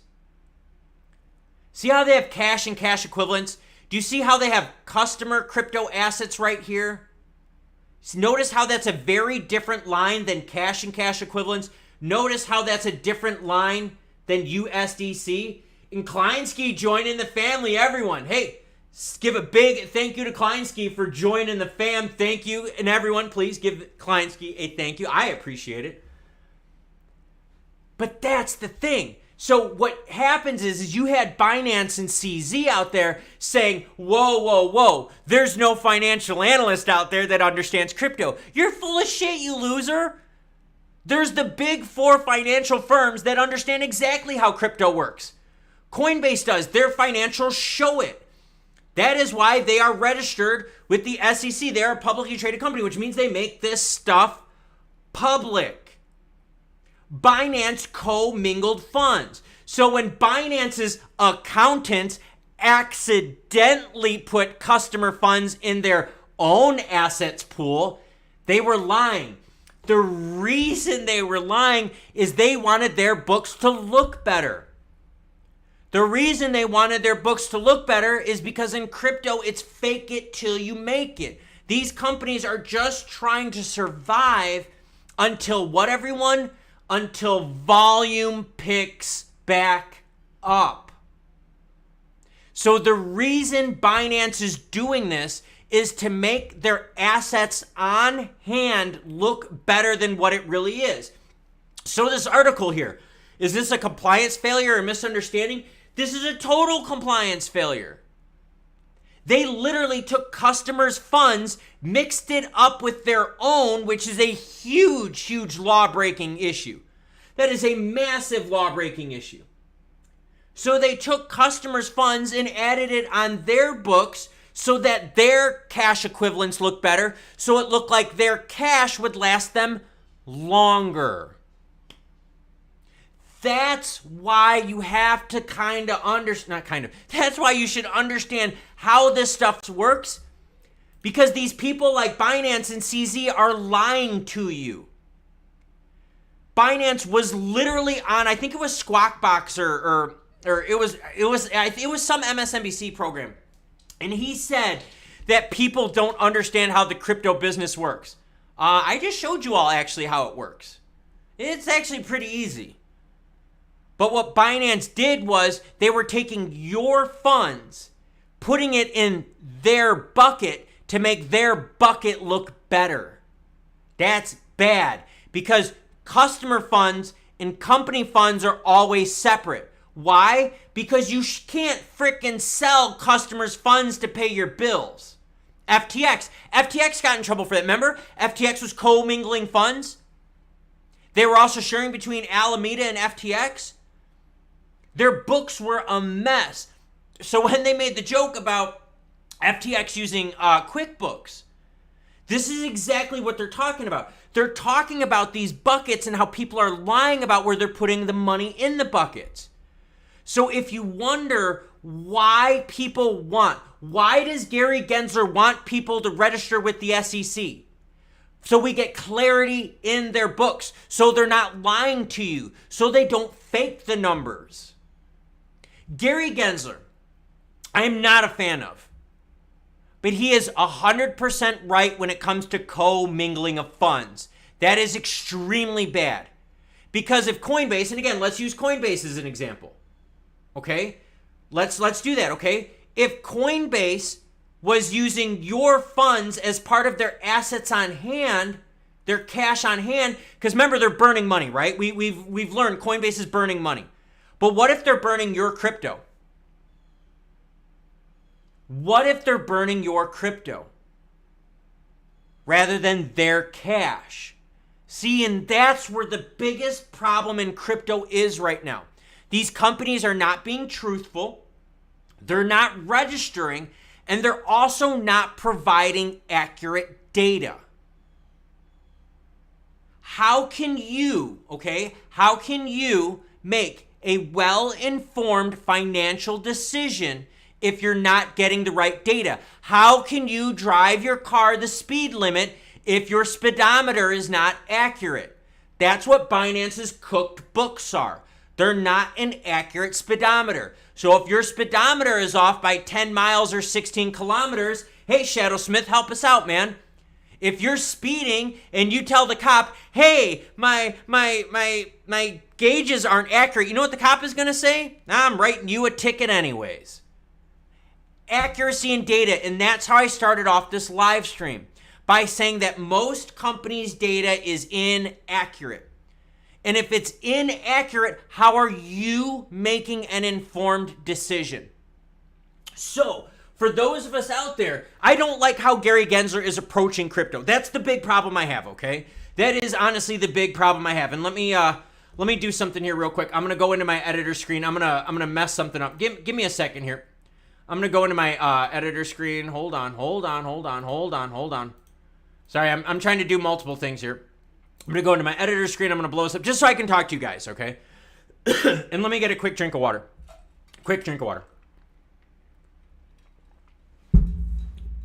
So, when Gary Gensler says, he doesn't have a problem with crypto, he has a problem with disclosures. That is the key. These companies are not disclosing stuff accurately. Now, why are you allowed to gamble? Why are you allowed to go to casinos? Because they physically publish what the odds are of you winning or losing, and you can verify those odds with math and repetition.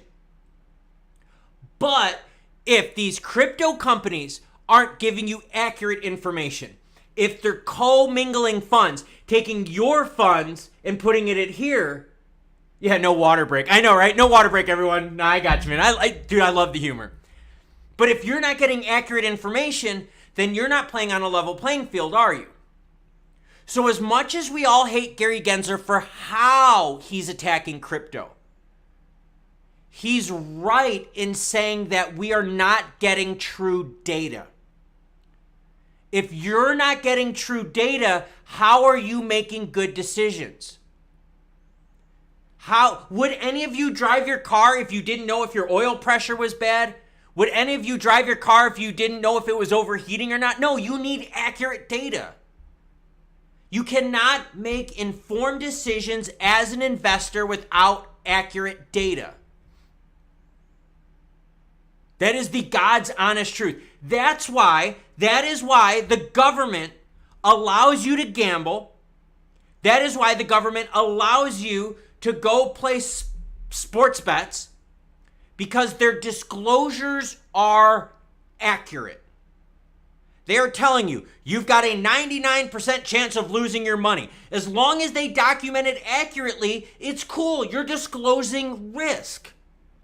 But when Binance is here, and let me kill my cam, when Binance is here and they're co-mingling funds, right? Putting funds from one bucket into another bucket, you don't really know what the story is, do you?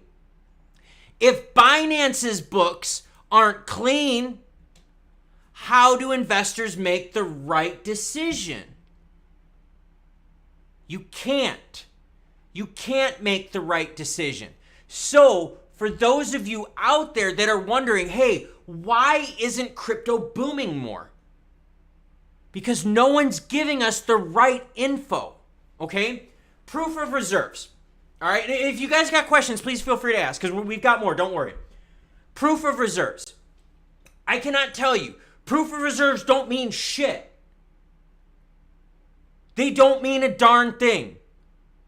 What does it matter if you've got this in reserves if we don't know if you're burning money? We don't know if you're making money. We don't know if this and this is down. Proof of reserves is just a number. Here, I'm going to show you a number. All right, you ready? I'm going to show you a number. All right? Here's a number. 1 million. What if you have 1 million in your bank account, but you're spending 1 million every month? Then that million doesn't mean shit, does it? That's what proof of reserves are. Proof of reserves are one number with no story behind it. Okay? So when everyone out there is like, yo, proof of reserves sucks. Proof of reserves don't mean crap. What is the story behind this? Do your proof of reserves match your customers? Your proof of reserves, hold on everyone, I'm not going to be making fun of them, okay? Are your proof of reserves accurate, or are you mixing customer funds with company revenue? Oh, okay. So if you want to know why big money is not getting into crypto, why big money won't go into crypto, it's because until we fix problems like this, people in the know, people that spend hours and hours and hours, days and days and days, weeks and weeks and weeks, picking apart these books, right? Because we ain't even done yet. We've got hundreds and hundreds and hundreds of pages left. Hundreds and hundreds of pages, tons of charts. I can show you whatever the hell you want. If we don't have the correct data, we can't make correct decisions. Big money out there has fleets of people. Have you ever seen a hedge fund research team? Have you ever seen a financial analysis team from a hedge fund? It is a big wing of frickin' people with big brains that crunch numbers and resources and data and ratios. And they come up with what is the most riskiest, what is the least riskiest, what is the best value, and so forth. But in crypto, we don't have that. So if you have a lot of money and you're going to put it into something, you're going to put it into something that you know the story behind. You're going to put it into something that you know the numbers, you know the value, you know the burn rate, you know what assets are on hand. And right now, you're not getting that from crypto. Binance is coming out here and telling us, the market's stupid. Oh, God, people don't understand crypto. No, you stupid ass. We understand it perfectly well. In fact, we understand it so good that we'll pick apart Coinbase's financials and show you that it's screwed. But CZ lies to us. Oh, look at my proof of reserves. They're so beautiful. You're a loser. They're not beautiful. They don't tell you anything. Again, someone said to me the other day, all right? Someone said to me, Klaus, at this point in your life, you must be a millionaire. And I laughed. That's why I wrote this number on here. Being a millionaire doesn't mean shit if you spend $1 million every month, does it? You'll be broke in a month. But what if your expenses are super low and every month you save? Then it doesn't matter if you're a millionaire or not, right? And that's the problem with these crypto companies. We're not getting the clarity we need. So now when we come back full circle and we start talking about the Coinbase story, the Coinbase story now makes more sense because it has to do with disclosures. The Coinbase story makes more sense because the market is like, yo, this sucks ass because your burn rate was so freaking high. And how much cash do you have left? What does CZ and Binance do? They commingle funds. When you commingle funds, you don't have accuracy. If you got questions or comments, hit it now because we're going to get into the next segment. We're going to get even deeper. But right now, I want to make sure I catch up on questions and comments. and give my voice a little bit of a rest, but hopefully this is giving everyone better insight on why big money is staying away from crypto. It is because they are lying and faking the books. What Binance is doing is what Justin Sun is doing, what all these other exchanges are doing. They're not providing the data. Coinbase is. Coinbase is. And that's why when I did my reviews of Coinbase and I said to everyone, hey, look, the reason I'm getting out of Coinbase now is because I saw what their burn rate was. I saw that they were burning $500 million. And if you go back to that specific video, what I said was when their next quarterly statement comes out, I'm going to see did they cut costs effectively or not. If they didn't cut costs, they are screwed more than anything. But Coinbase is cutting costs. They're still losing money, but at least they're cutting their costs quite aggressively. This is why crypto is not favorable amongst big money. So for everyone out there that's like, oh, the banks are buying crypto. No, they're not. No, they're not. Banks are not stupid. Banks got like 30, 40, 50 Klauses on their payroll to like go after this stuff. And these guys come together and they decide and they work through all this and they talk through and they tell stories and they tell about what's happening in the market.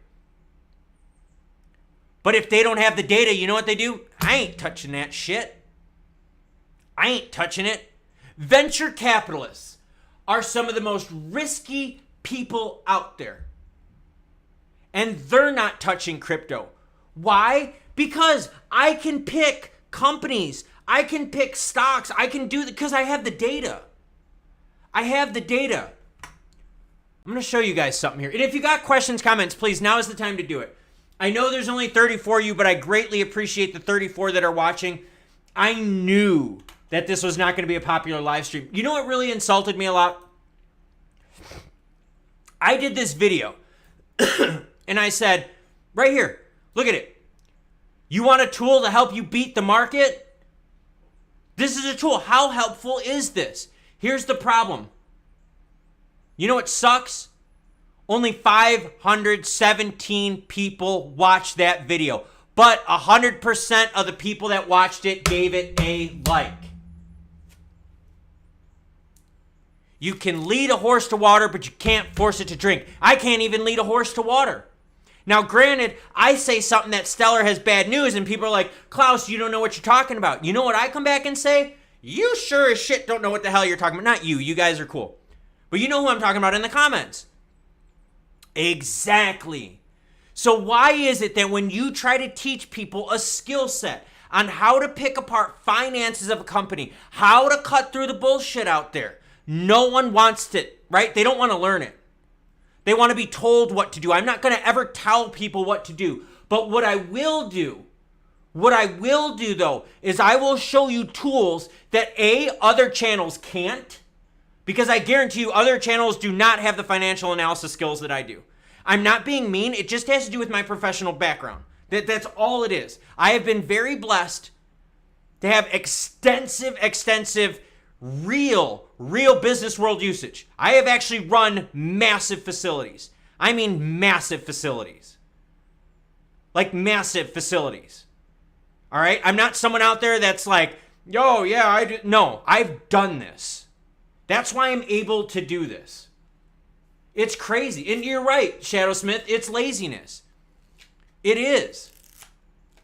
And that's what's bothering me about this, is people are getting caught up. Look at the whiteboard behind me. Look at, you guys see it? Denial is a dangerous drug. Denial is not just the name of a river. Dad joke. I stole it from someone, by the way, Shadow. I saw you comment on that. People are having denial about crypto. This guy right here, and I'll share it because there's 34 of you watching. I killed it here the last month. I absolutely fucking destroyed it. And by destroyed it, meaning long-term vacation.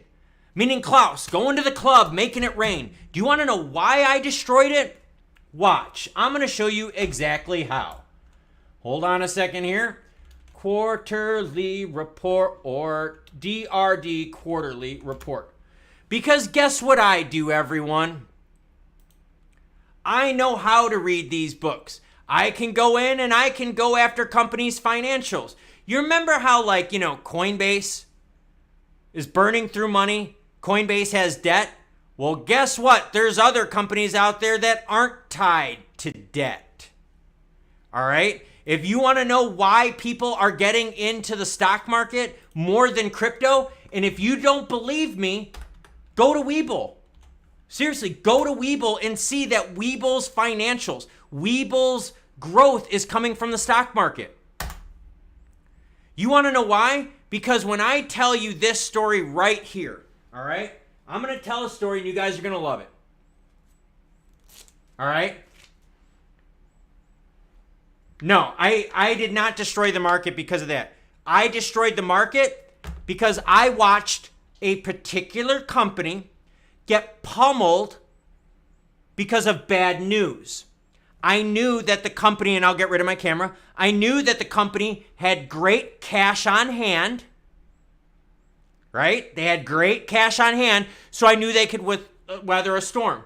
I also knew that that same company, I've got them up on the screen. I'm not telling you to invest in this company now. Don't even do it. I've already exited. But I also knew that this company didn't carry any debt. So if a company has a shitload of cash, has zero debt, and their stock price is getting pummeled because of their peers and because of big macros, all I know is Big Daddy spent a shitload of money right around here, knowing that once the market rotates, once fundamentals come back in, I killed it. Twitch Radio, if you are on here, if Twitch Radio is on here, chime in, Eric. If Twitch Radio is on here, Twitch knows. I told him specifically, I called him on the phone many a times, I've texted him many a times, and I told him, I am getting out right here, and guess what I did? You're darn right I got out here. I told him exactly what I was doing, and I told him what I was doing before it happened because I read the company's financials. I knew how much cash they had. I knew what their burn rate was. They didn't have a burn rate. They were profitable. I knew that all I had to do was wait for the market to pick the winners and losers. How do you pick winners and losers? It's easy. You make ratios. You compare the ratios of other ones. And oh, there you go. You can pick winners and losers. So when it comes to stuff like this, all right, when it comes to stuff like this, it's easy to put money into something if the risk isn't there. How do you know if the risk isn't there? You need good financials. If you don't have good financials and you're a liar like all of these crypto companies, Binance and all those exchanges, then you can't play in the real game. So yes, people are going to look at this chart. When people were looking at this, I'm going to zoom in right here, okay? I was buying like a bastard this whole way down. Whole way down. I wasn't shorting it. I was not shorting it.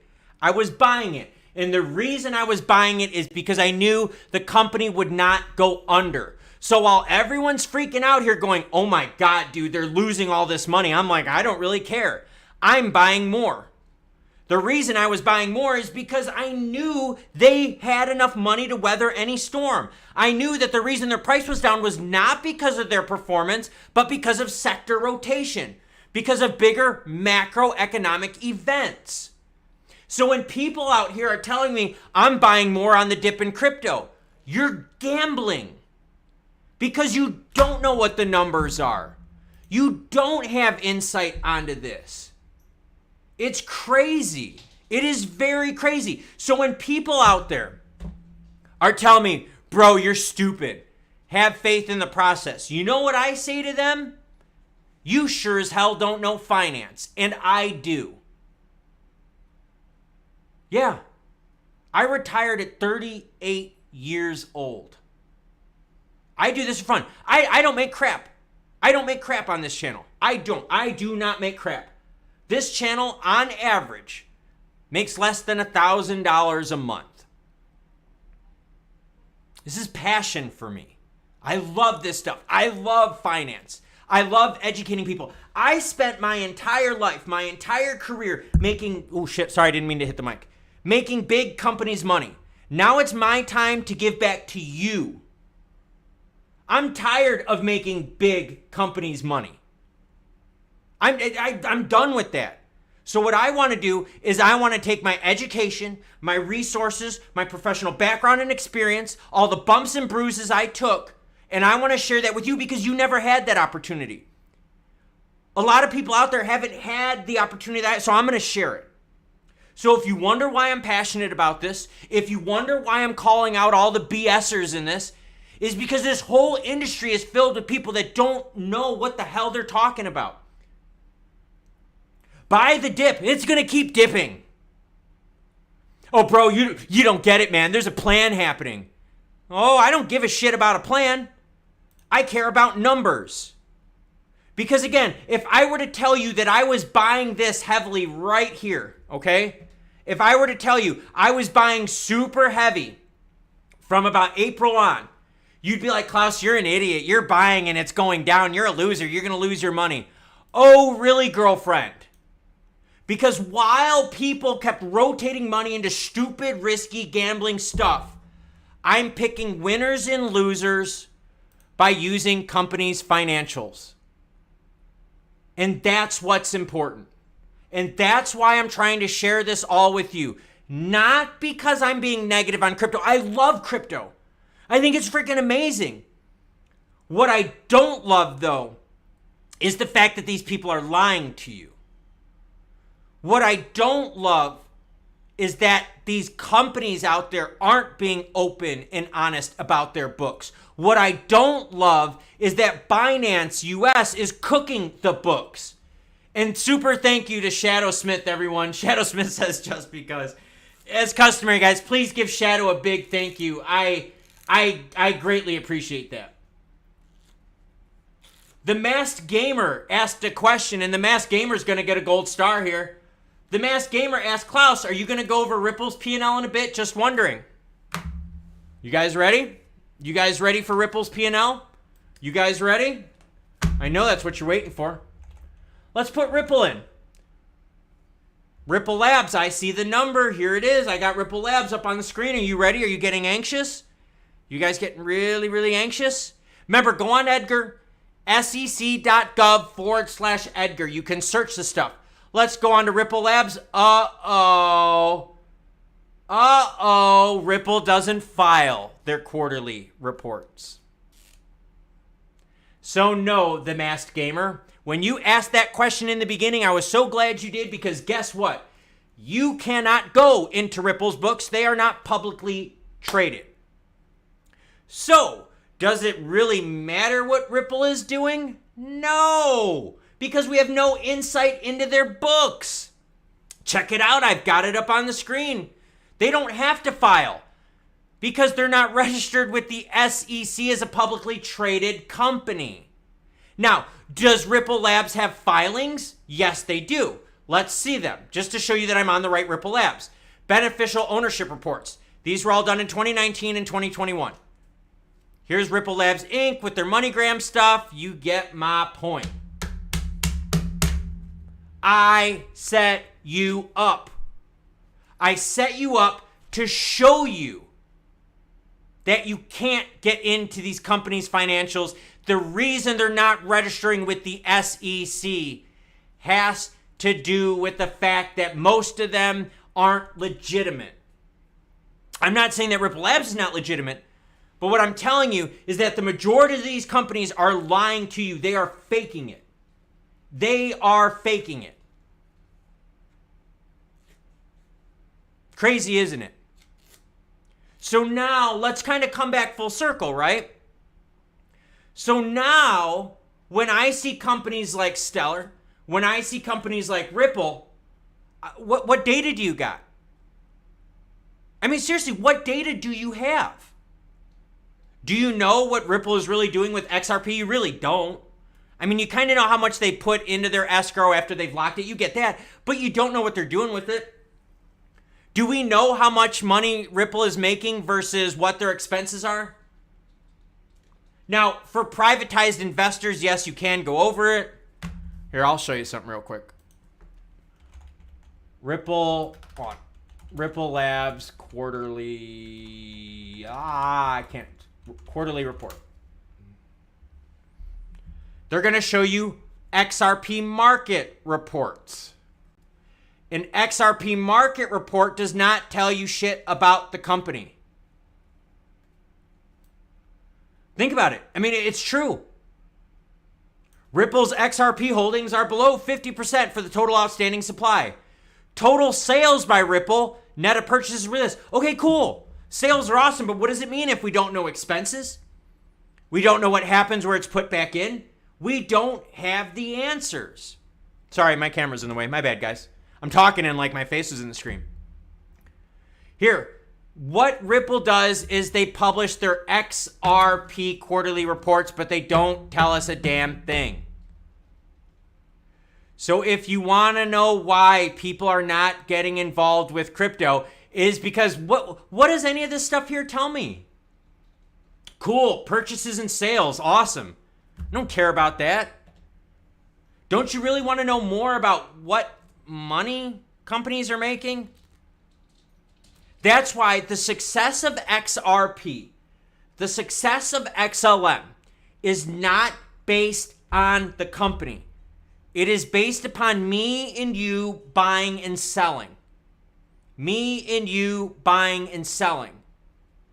Because there's not enough data out there for big companies to get in to jump into the water. So no, I'm not being negative. I'm showing you through an hour, almost 2 hour long live stream that these companies are not exposing themselves. Most of these companies, the reason they're not registering with the SEC is because they're faking the books. They're faking it. I'm not saying Ripple is, I'm not saying Stellar is, but we know Binance is. They've been caught. Uh-oh, here we go. Binance, they were caught. Commingling of funds, not good. That's where the big problem comes into play. We are not getting the disclosures we need from crypto. Now, let's go a step further, okay? And what I'm going to do right now is I am going to go to page, I think I wrote down page 129. All right? I'm going to go to page 129 because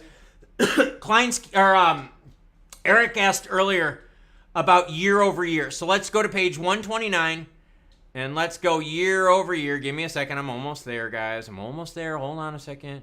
Am I on the wrong 129? Hold on. I'm sorry. I got so many freaking screens open. Here we go. All right. Year over year with Coinbase. All right. You ready? Let's do this. So now we're going to start talking about more long-term stuff. Okay. So I'm going to set something up here in the background. Give me a second. Dun, dun, dun, dun, dun, dun, dun, dun, dun. See, now you guys know why I dork out. Now you know why I don't sleep a lot. Now you know why I dig this kind of stuff. Because I'm tired of all the fakers in this industry. I'm tired of everyone lying to you guys. I'm tired of everyone out there that's showing you bullshit articles about the success of stuff. It's freaking lies. It's all lies, and I hate it. I hate it. I hate it. I hate it.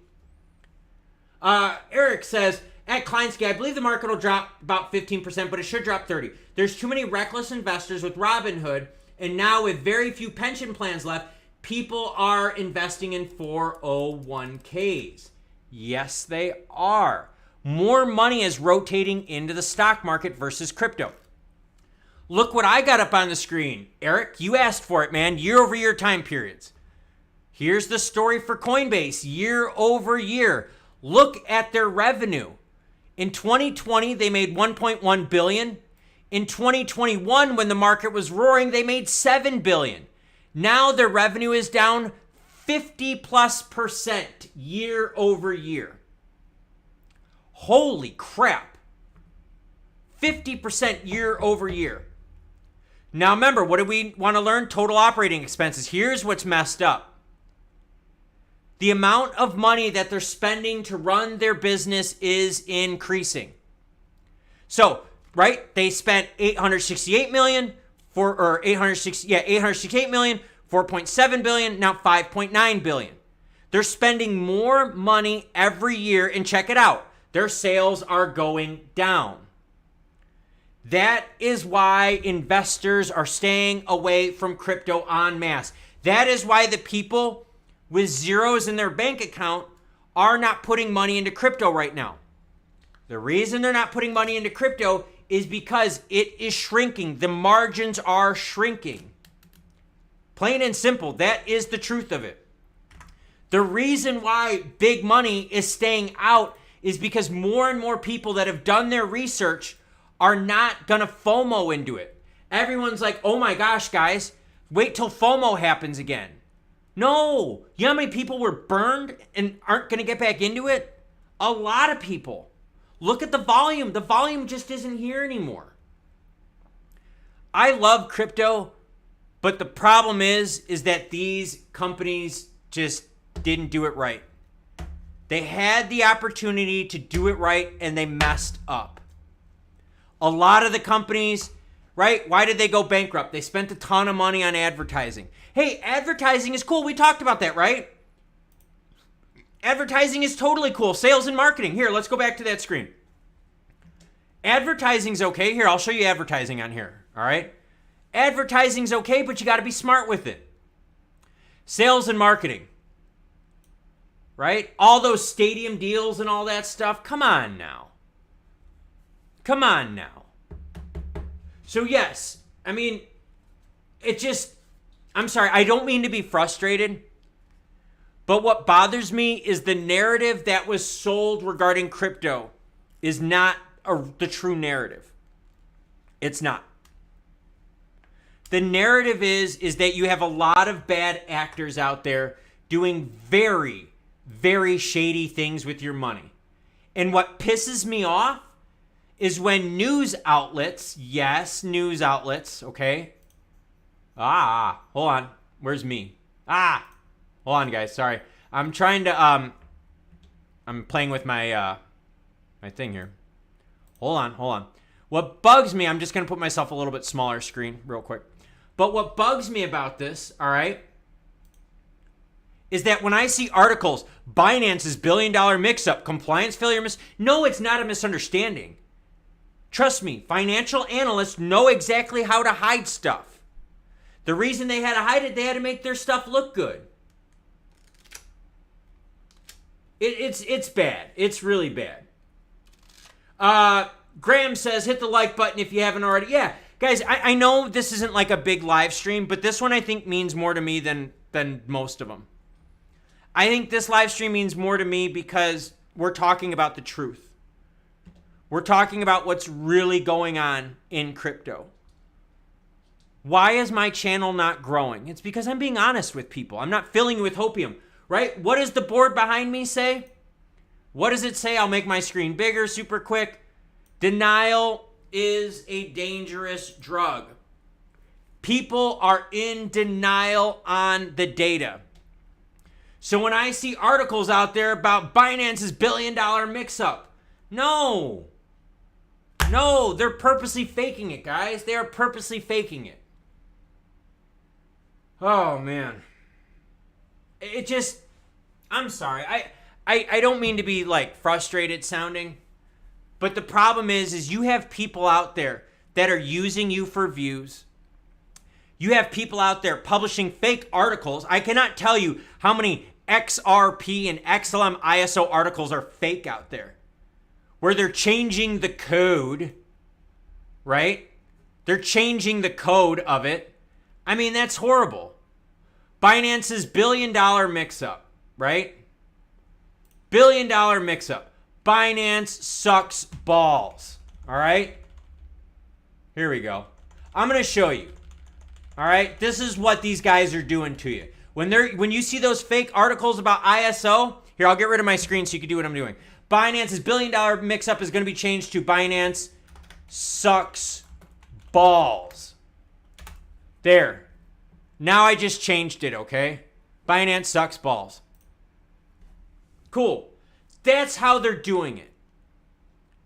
That is how these people These content creators are screwing you over.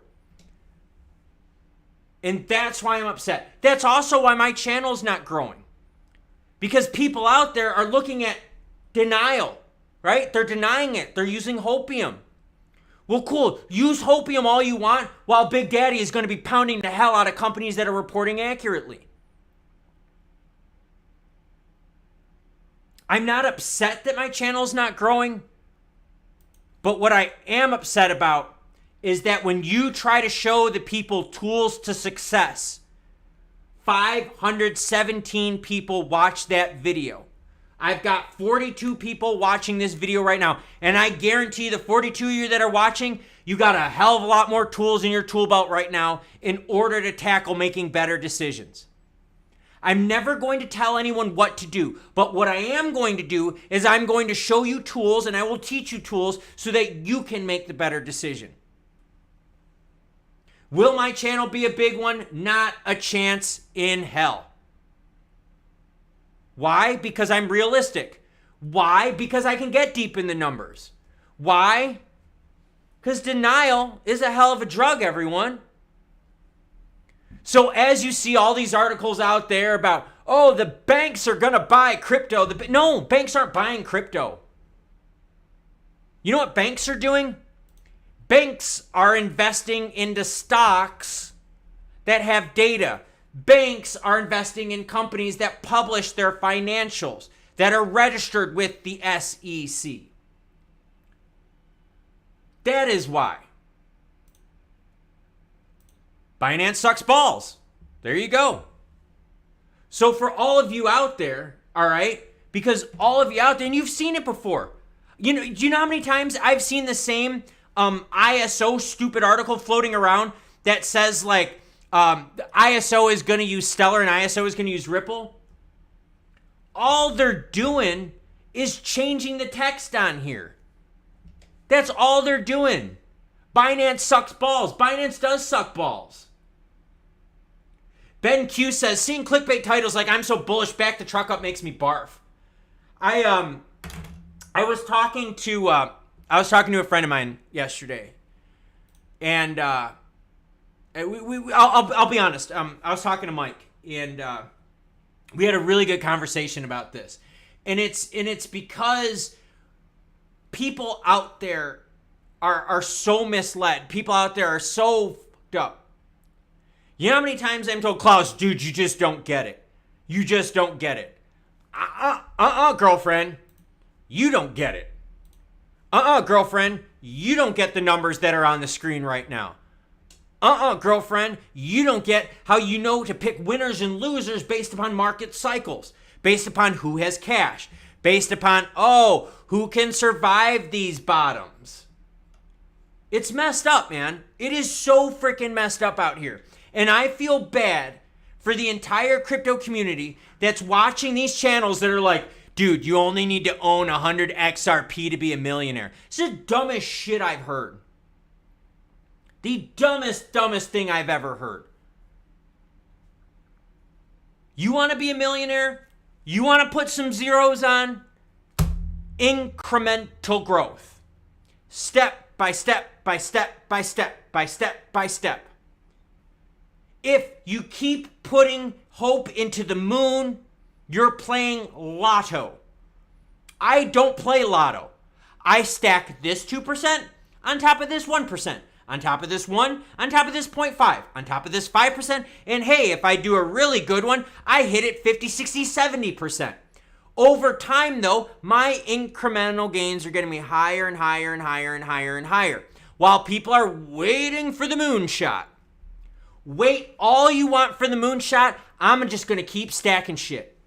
I'm going to keep stacking. And when I look back, my stacks are going to add up.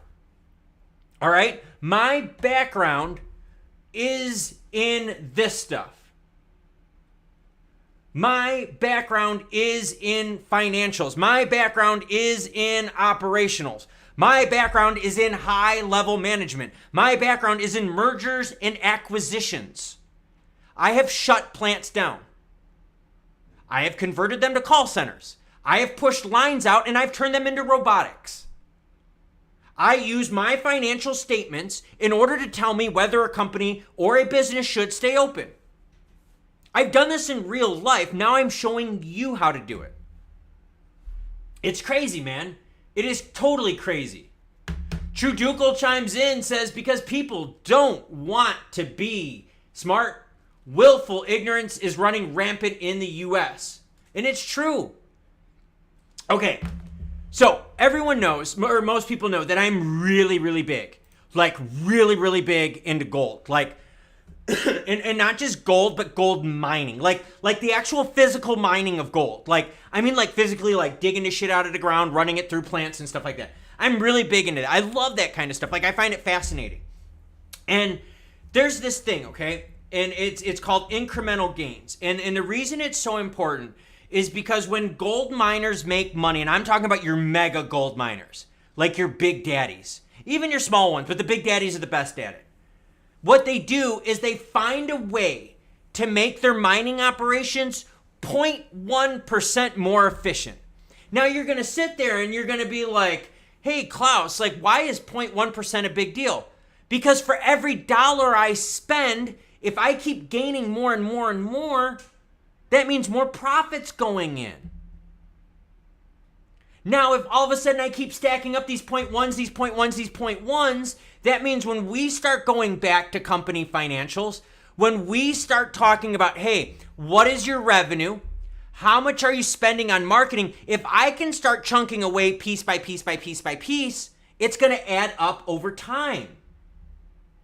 It's crazy. It's totally crazy. Leanne, great comment, Leanne. Leanne says, thanks for reminding me to like. This is a great video. Numbers don't lie. They can try to hide, but they don't lie. Graham says, sorry, man. If I do well, you're receiving a metal detector for Christmas. I have a couple metal detectors already. I do it for fun. Eric asks, Klaus, do you do any investing in the housing market? That is actually something that I'm looking very heavily to get into because I'm watching what because I'm doing private equity groups. I'm watching what they're doing. That is the next thing that I am eyeing right now, is actually that. So thank you so much for bringing that up, Eric. And that's kind of the cool thing, right? You can build this stuff out. This isn't hard. What's hard is the fact that A, people have to be willing to learn. B, you have to have a coach that's willing to teach and share and be patient. This is not easy. This takes time to learn.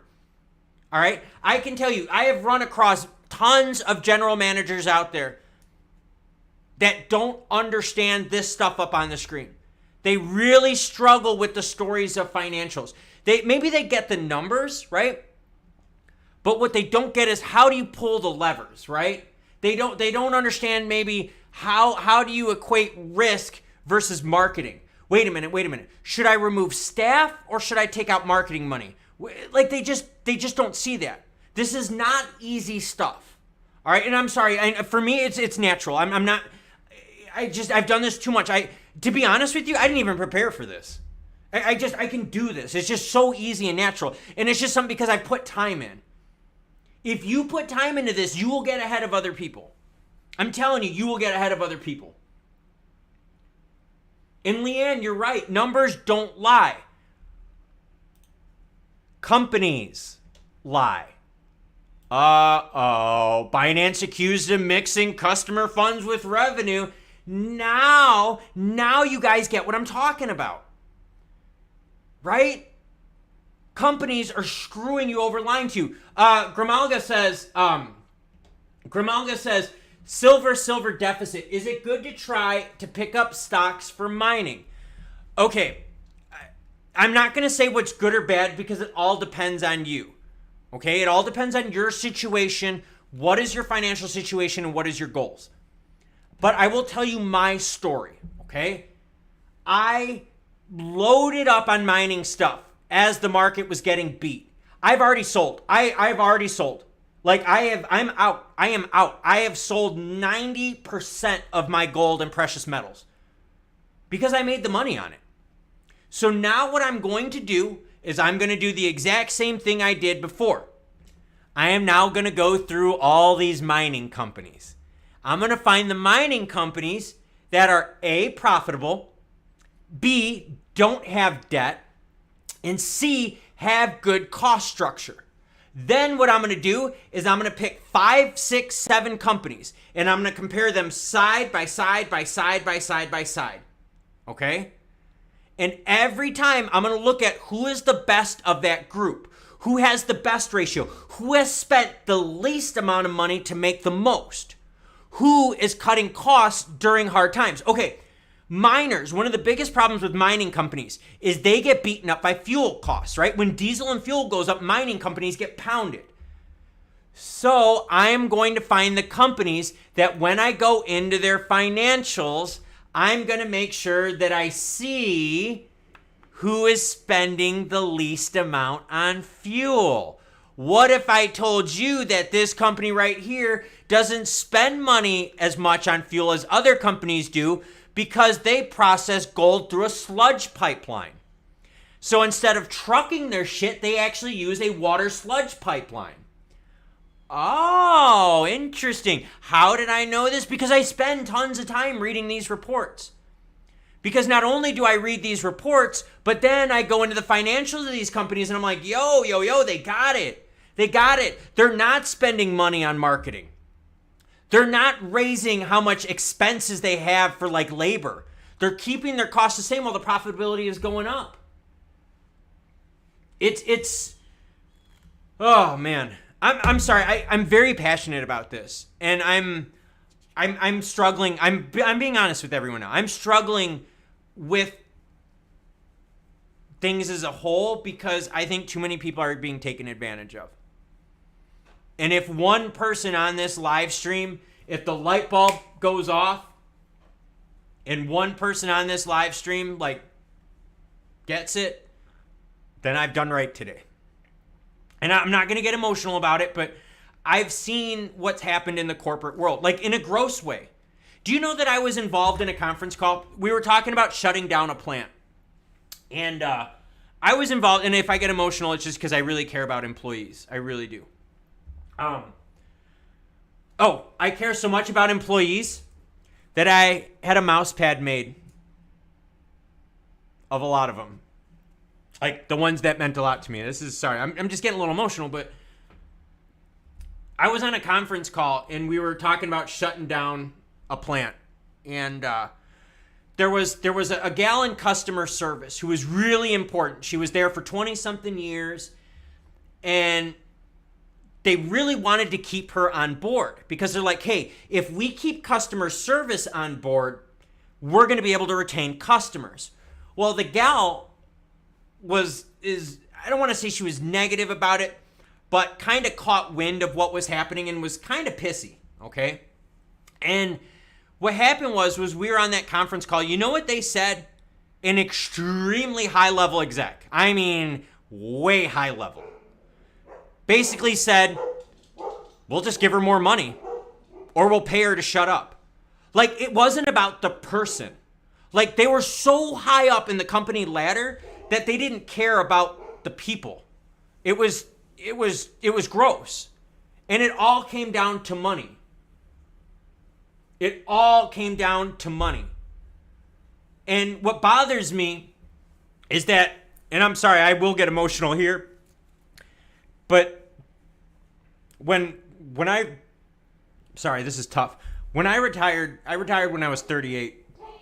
And one of the things I was most proud of was I took a very small facility, a very, very small one. And over the course of 4 years, I more than quadrupled it in size. I expanded operations, and I really busted my butt. I mean, like, I really busted my butt. And it was in a smaller town, so it's kind of something, you know how, like, in small towns, like, places have, like, an impact? You know what I mean? Like it hurts, right? Like, if, like, a manufacturing plant in, like, a small town shuts down, like, that town hurts. And I busted my butt for years, like, and that's why I was able to retire early, because I had a lot of incentives tied to me. And what bothered me was that these people on here, this gal right here, this gal right here, this guy right here, and where's Jean? Oh, this gal right here, Angela, where's Jean? Jean's right here, she's got the egg suit on. And that gal right here, I worked hard to keep their jobs. I told the company that I worked for, you shut them down, I am gone. I sacrificed myself, and I did. I blew that place up 4 times in size. And I sacrificed my family life. Like, we had family crises. It was a mess. Like, I messed up, man. Like, I put work first, and I screwed up. And the reason I put work first was because these people made me successful. And so, like, I had to back them up, right? Well, what bothered me, and this is why I'm getting emotional, is because that facility that I spent so much time at and put hard work in was recently just shut down. Because the person that took over after me just did not give a shit and let it fall.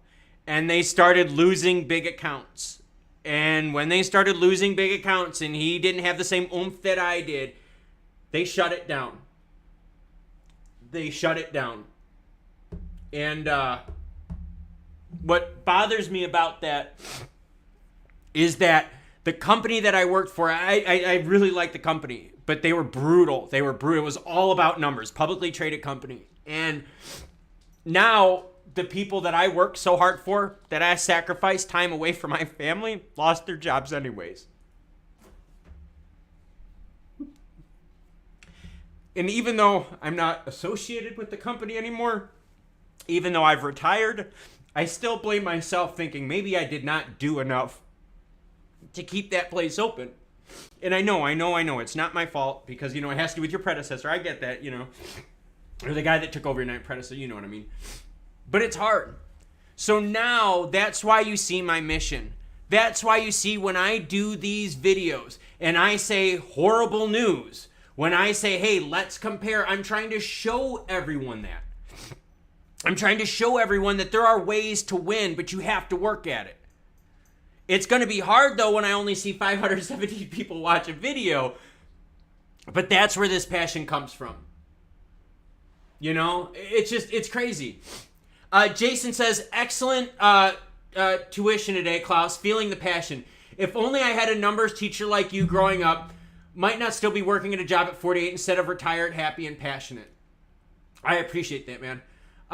Kevin O'Connor chimes in, says, hey, buddy, you may not see the impact you're making every day, but I assure you are, not just in the U.S. here, but in small town Wales. I appreciate that. And that's why I said, if one person today just gets an ounce, just like a small ounce of like a new skill set, or a way to look at things, or a way to look at the news and say, no, this is bad, then I know I've done right.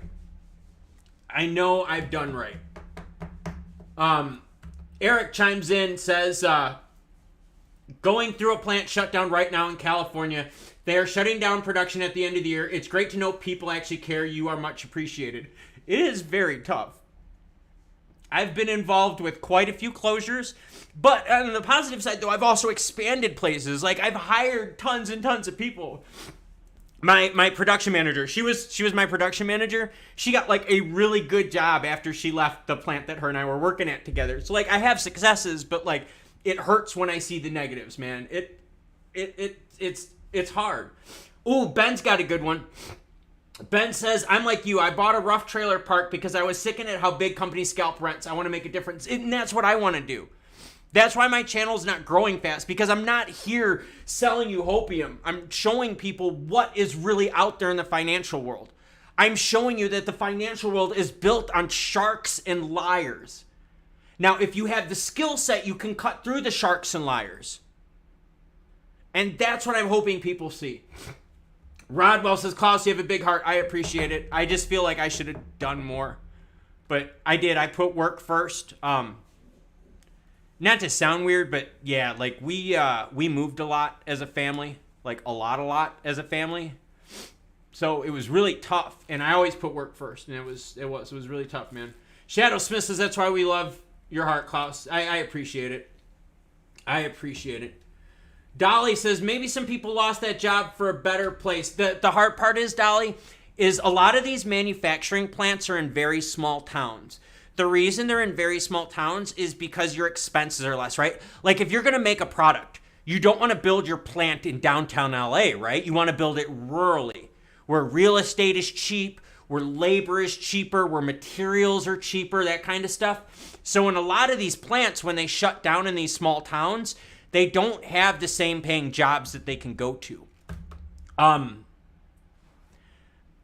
The gentleman right here was at 30 years.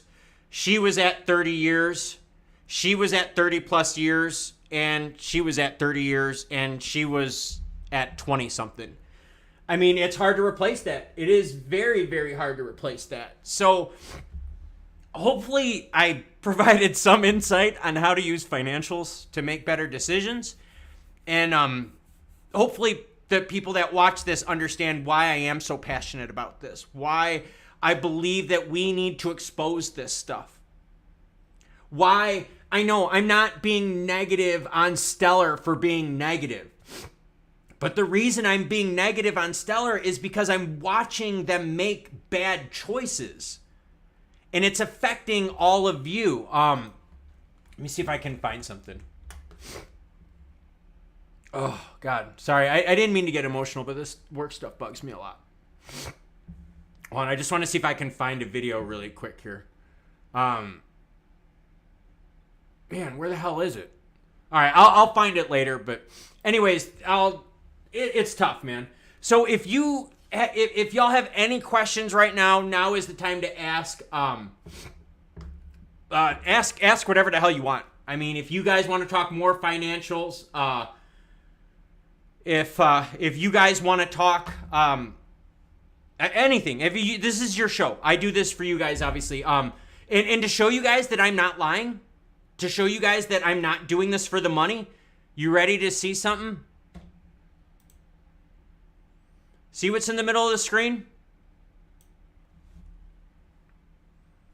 Take a look at the numbers. Views, watch time, estimated revenue. So for those of you right now that are like, oh, dude, you're lying. I just showed you revenue from YouTube. I am not doing this for the money. Money's always nice, don't get me wrong. I'm doing it because I need to help people. I spent too many years making big companies money. It's now time for me to pay it back to people. It is definitely now time to pay it back for people. Sorry, let me have a quick drink and then I'll get to comments. But no, here, I'll leave it up on the screen so you can see. There you go. There's the revenue. So if y'all are wondering what my true intentions are, my true intentions are now to help people. My true intentions are to impact more lives. That's why I want to do this. Dolly says, for me, I got scammed by my father, so I don't trust anyone. And Dolly, although that was probably a rough thing, you got to be honest with me here. Tell me, though, that hasn't helped you out more. Tell me that hasn't made you like a better person. Through adversity, we get stronger, right? And I'm the same way. I had some people early in my life that just really screwed me over. And specifically, I learned a lot of my bumps and bruises trading back in the dot-com bubble in the late 90s, early 2000s. When I was a teenager, that's what I was doing. And I learned. And I'm passing it on. Ben says, we need a Klaus community. We all need to team up and start a network. Yeah, that's actually a pretty good idea. It sounds weird. Sorry, I'm a little choked up still. Twitter. Seriously, I respond to messages. I respond to the messages and emails. I share a lot of stuff on Twitter. A lot of stuff. I even share like pictures of stuff I've done in the past, you know, both professional as well as personal, shit like that. Like, hey, that's me. How freaking cool is that? So, like, yeah, I mean, like, I think that's a really good idea. Gary Adams says, can I hire you as my financial advisor? I don't know, man. I don't know if I want to work anymore. Like, I know that sounds like really bad. I'm always open to listen to anything. I always tell people that I'm always willing to listen. But I think what's important is I need to make sure that I help people out as much as possible. I have to help people out as much as possible. Shadow Smith says, imagine the change we can make in this world. Yeah, change is important. Change is important. Rodwell Nobrega says, Klaus, is Ledger good since all this news came out? Yeah, Ledger's good, but remember, if subpoenas are involved to take money, they will take your money. There was a case that came out. There was a case that came out that was like a husband was hiding funds, okay? A husband was hiding funds from his wife, and they went through a divorce proceeding. Well, the wife caught wind that the dude had lots of Bitcoin. Well, what do you think they're doing? They're going to get access to those funds. So, yeah, I mean, they're safer than keeping it on an exchange. But remember, when it comes to it, they can always write code to take it. And it also depends on which ledger, too. So, Kleinsky says, I retired at 33 and people ask me if I'll ever work again. Hell no. I know, dude. I'm in the same boat, man. I am. I'm in the same boat. I have so much fun. I have so much fun helping you guys. Like, I have so much fun doing this that for me, it's worth spending hours and hours a day just to make $1,100 a month. Think about that. If you want to know the true character of someone, that's a good way to explain it. Think about that. Look at the number that's on the screen. You know, that is what's important. It's not about the money you make. It's about the people that you help. It is really about the people that you help. Shadow Smith is right. Access isn't as difficult as people think. It's not. It is not as difficult. Like all the key phrases, seed phrases, that stuff, guys. Let's be real here. The U.S. is sitting on a ton of Bitcoin. A ton of Bitcoin. Do you think the U.S. got the Bitcoin because everyone gave them their keys? No, girlfriend. No. They took what they want. Oh, God. Zerp Life says, I hope your new duathlon bike issue gets sorted. Dude, that was a rough day yesterday, man. I'm all excited. I get the box, and yeah, it was messed up. Oh, that bothers me. Totally bothers me. Ben Q says, I'm a landlord, and I work at Goodwill and offer references for tenants that need jobs. That's awesome, Ben. We need more people like that. We need more people out there willing to help people and show.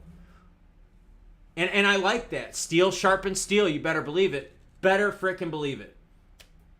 The Masked Gamer says, Klaus, is there any finance books you recommend? Yes. Hold on, let me see if I have it in my drawer. Sorry, I either have it in here or it's in my bedroom. I know that's really bad to say that I have finance books in my bedroom. I do. Hold on. Let me see if I have it in my desk. I will show you the exact book. Hold on here. Hold on. Let me see if I got it. I got tons of. The book is called The Goal. Okay. The Goal. Let me see here. I might have the book here with me. Dang it. Hold on. I think it is in my bed. Maybe it is in my bedroom. That's kind of messed up that I have that in my bedroom. But yeah, the book is called The Goal. Here, I'll show you. The Goal. And it's a book. This one right here. If you want to read a... Whoa, buddy. All right, sorry about that. If you want to read a book, okay, about incremental gains, it's called The Goal. It is a little dry, I will admit it. It is very much about continuous improvement. Remember how I said earlier, hey, if I make 1% and then on top of that 1%, I make another 1% and another one, you know what I mean? That's what this book is about. It's the theory of constraints, okay? It is the theory of constraints. What's interesting about this is the theory of constraints applies to financial, to the way you rule your finances. And the reason it applies to how you rule your finances is because I want you to think of problems, okay? My background, okay? I am a Lean Six Sigma guy, all right? I am a Lean Six Sigma guy. I am a numbers guy. Like, that is, you guys seen it. I am a numbers guy. That's how I work, okay? what happens is there's something called root cause analysis, all right? Peeling back the onion. All right, I'm going to show you something, okay? Watch this. Watch this, all right? So I'm going to do something. Hopefully I'm in frame. Now watch. Oh, I'm talking to you guys, right? Look, I'm talking to you guys. Boom, I just hit my knee on the table, right? Why did I hit my knee on the table? Well, most people are going to be like, well, because you were looking at the camera. Okay, cool. But why was the table in the middle of my room to begin with? Well, the table's in the middle of my room because my camera has an angle that I can place stuff on here that you guys can't see. Okay, well, wait a minute. Why is the angle of your camera like that? Well, the angle of my camera is like that is because I shoot in 1080p. 1080p has this wide of an angle. Well, Klaus, why are you shooting in 1080p? Well, I'm shooting in 1080p because you know how when I do my screen and screen stuff, I can then expand it and not lose pixel resolution. So the real reason that I was walking and the real reason I hit my desk is because I shoot in 1080p so that I can expand my picture. Now, because I expand my picture, I can hide my desk or table right over here. Now, the reason I hide my table over here is so that as I'm talking to you all, you see what you want or what I want you to see. What you don't see is all the other stuff on here, right? You don't see my main man when I won Mr. Teen Chicago in 1998. So that's what I'm saying. There's a whole bunch of stuff over here you don't see.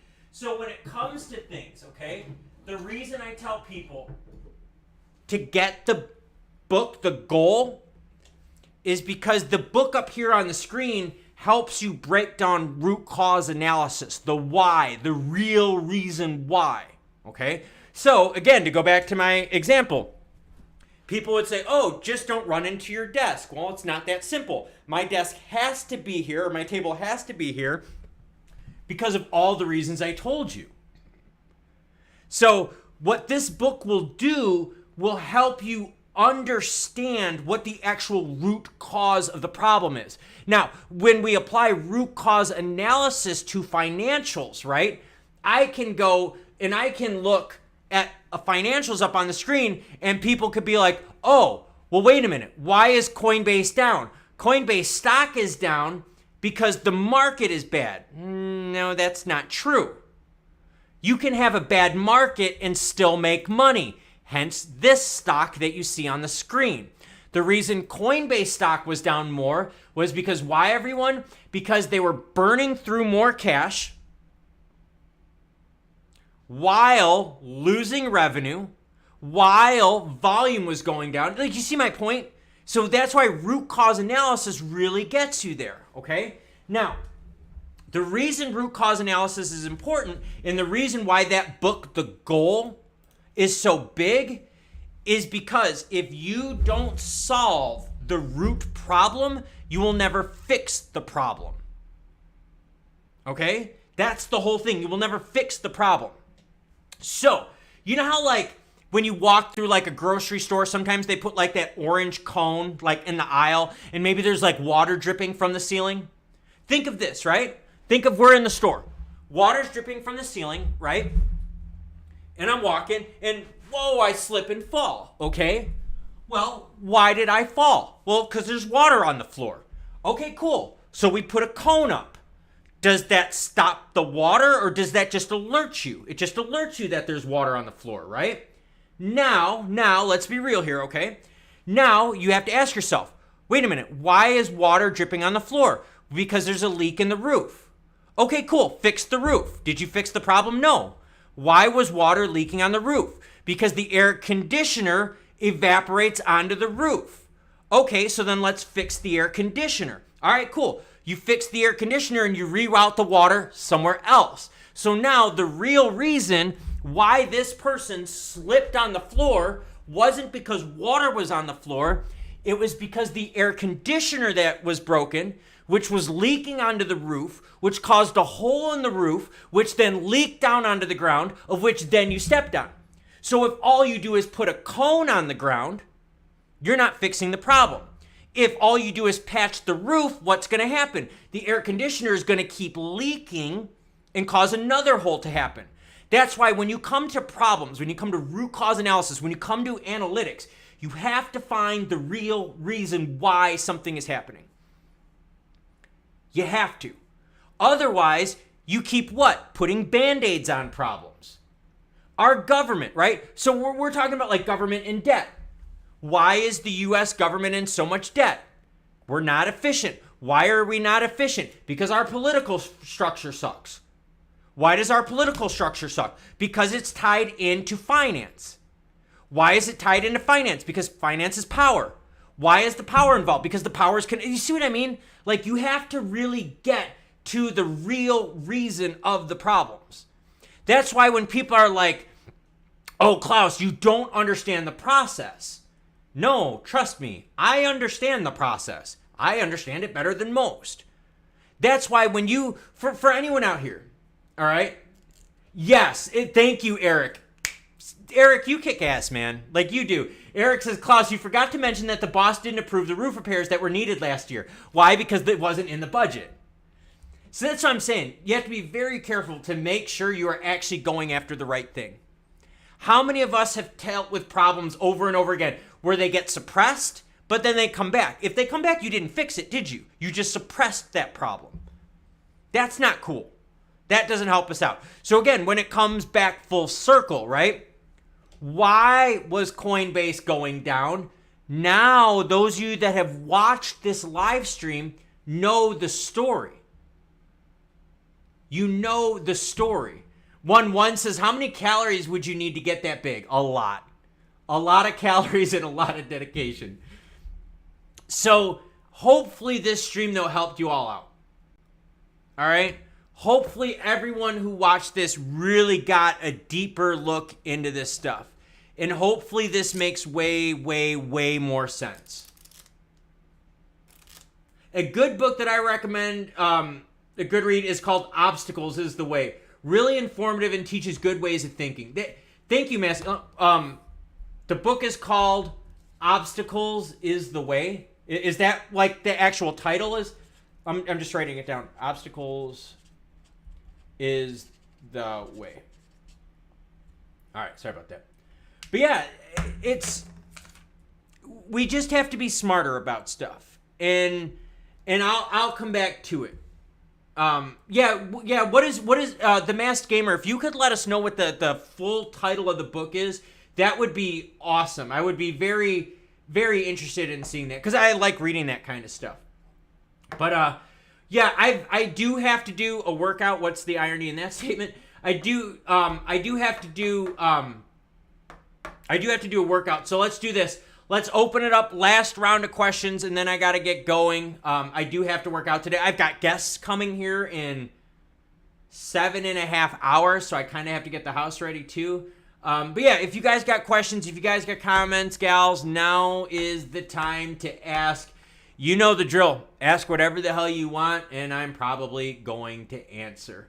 Ben says, love this. Definitely will be back. Really would like to see a Klaus community. I would like to help that grow. Thank you, Ben. Yeah, let me know what you guys think. I'll help however I can. I will take whatever skill sets I have learned and I will share them with anyone willing to listen. I have no problem doing that. I was blessed. I was very blessed to be given opportunities and to have the drive to seize those opportunities. So it's my responsibility to make sure that I share that with you. Shadow Smith says, why are you late for your workout? Don't blame us.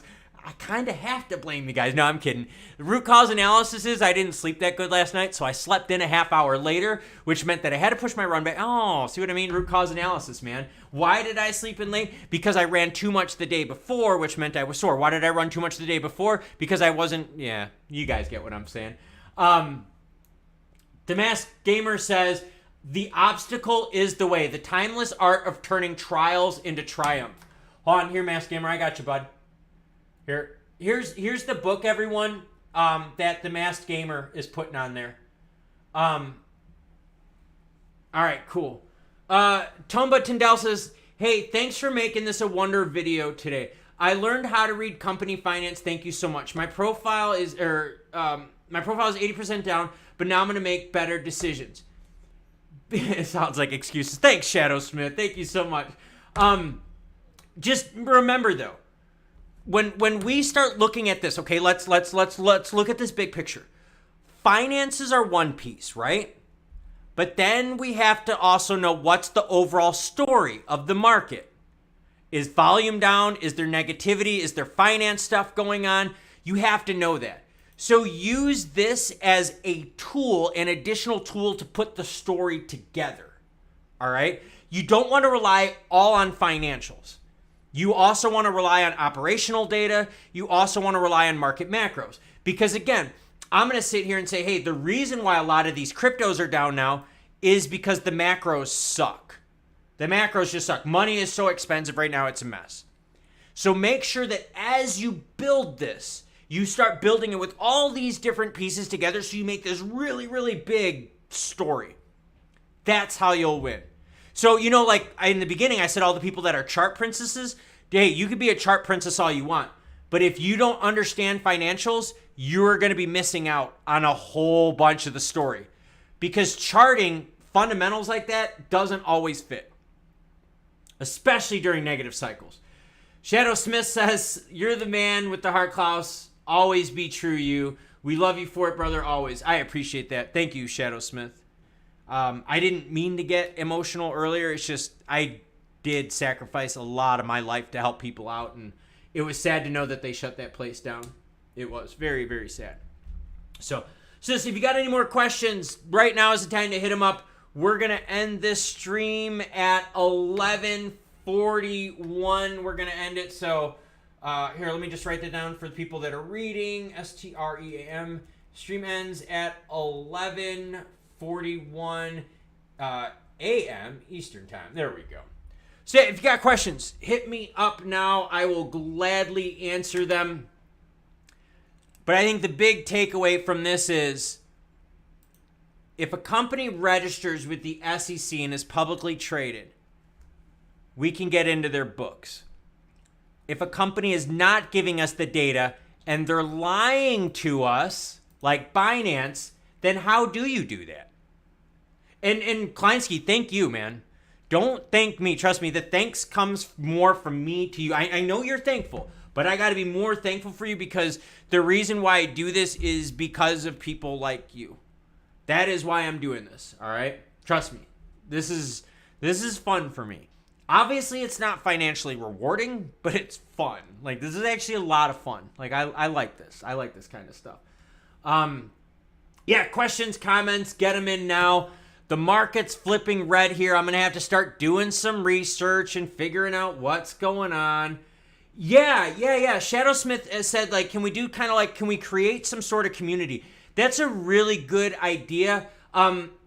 Let's think of ways we can do this. Let's think of ways we can build a community to help each other. Because if we can combine our brains together, we're going to be way better off than if we do it apart.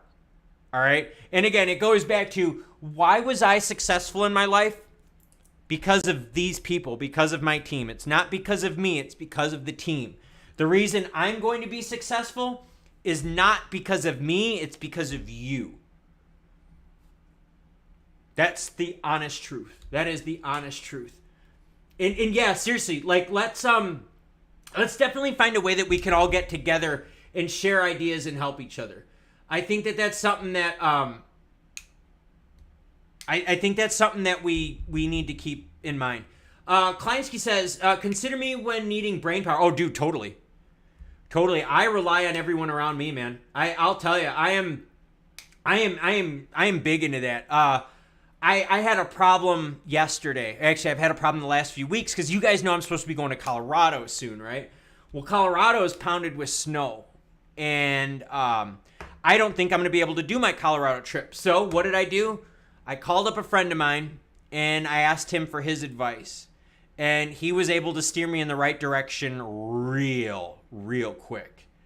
And what I liked about it was that, wait, can we swap emails through your... Oh, yeah, we can swap emails. I'm cool with that.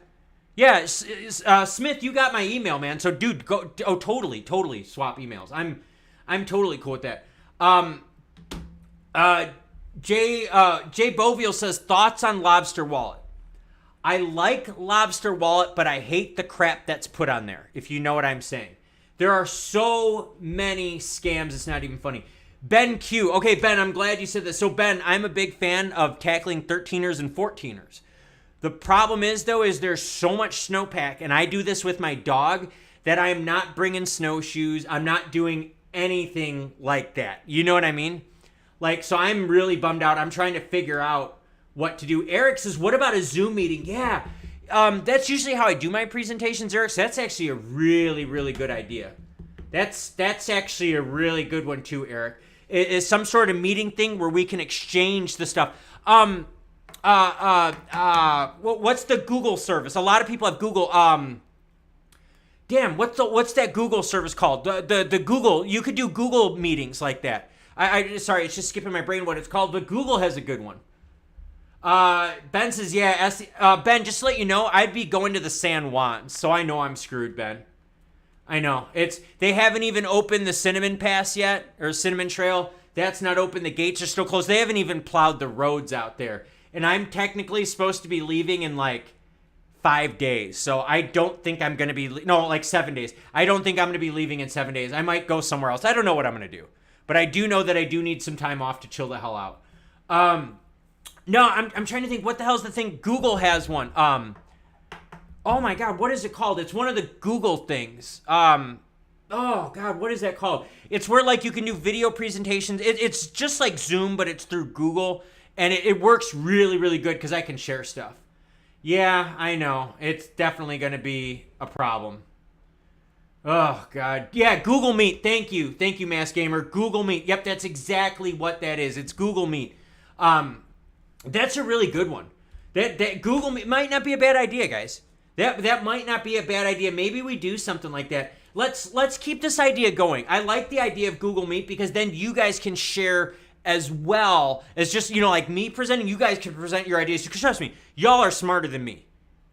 Trust me. Y'all are smarter than me. I might be good at this, but you guys might have skill sets that I don't have, which I can learn a lot from. So I'm definitely going to be humble. Duo, I don't remember. I'm going to play a little bit of tunes to give y'all just a couple minutes to say goodbye to each other in the chat. Please, please, please say goodbye to each other because remember, this is a community where we are all working together. I wanted to say thank you, sincerely thank you to everyone. I know there's not 1,000 people here watching this live stream. I know it's not like the craziest, most popular one, but I think this one means the most to me. So I am going to sign off. I'm going to play some music for y'all to talk to each other. Thank you, everyone, again. I greatly appreciate it.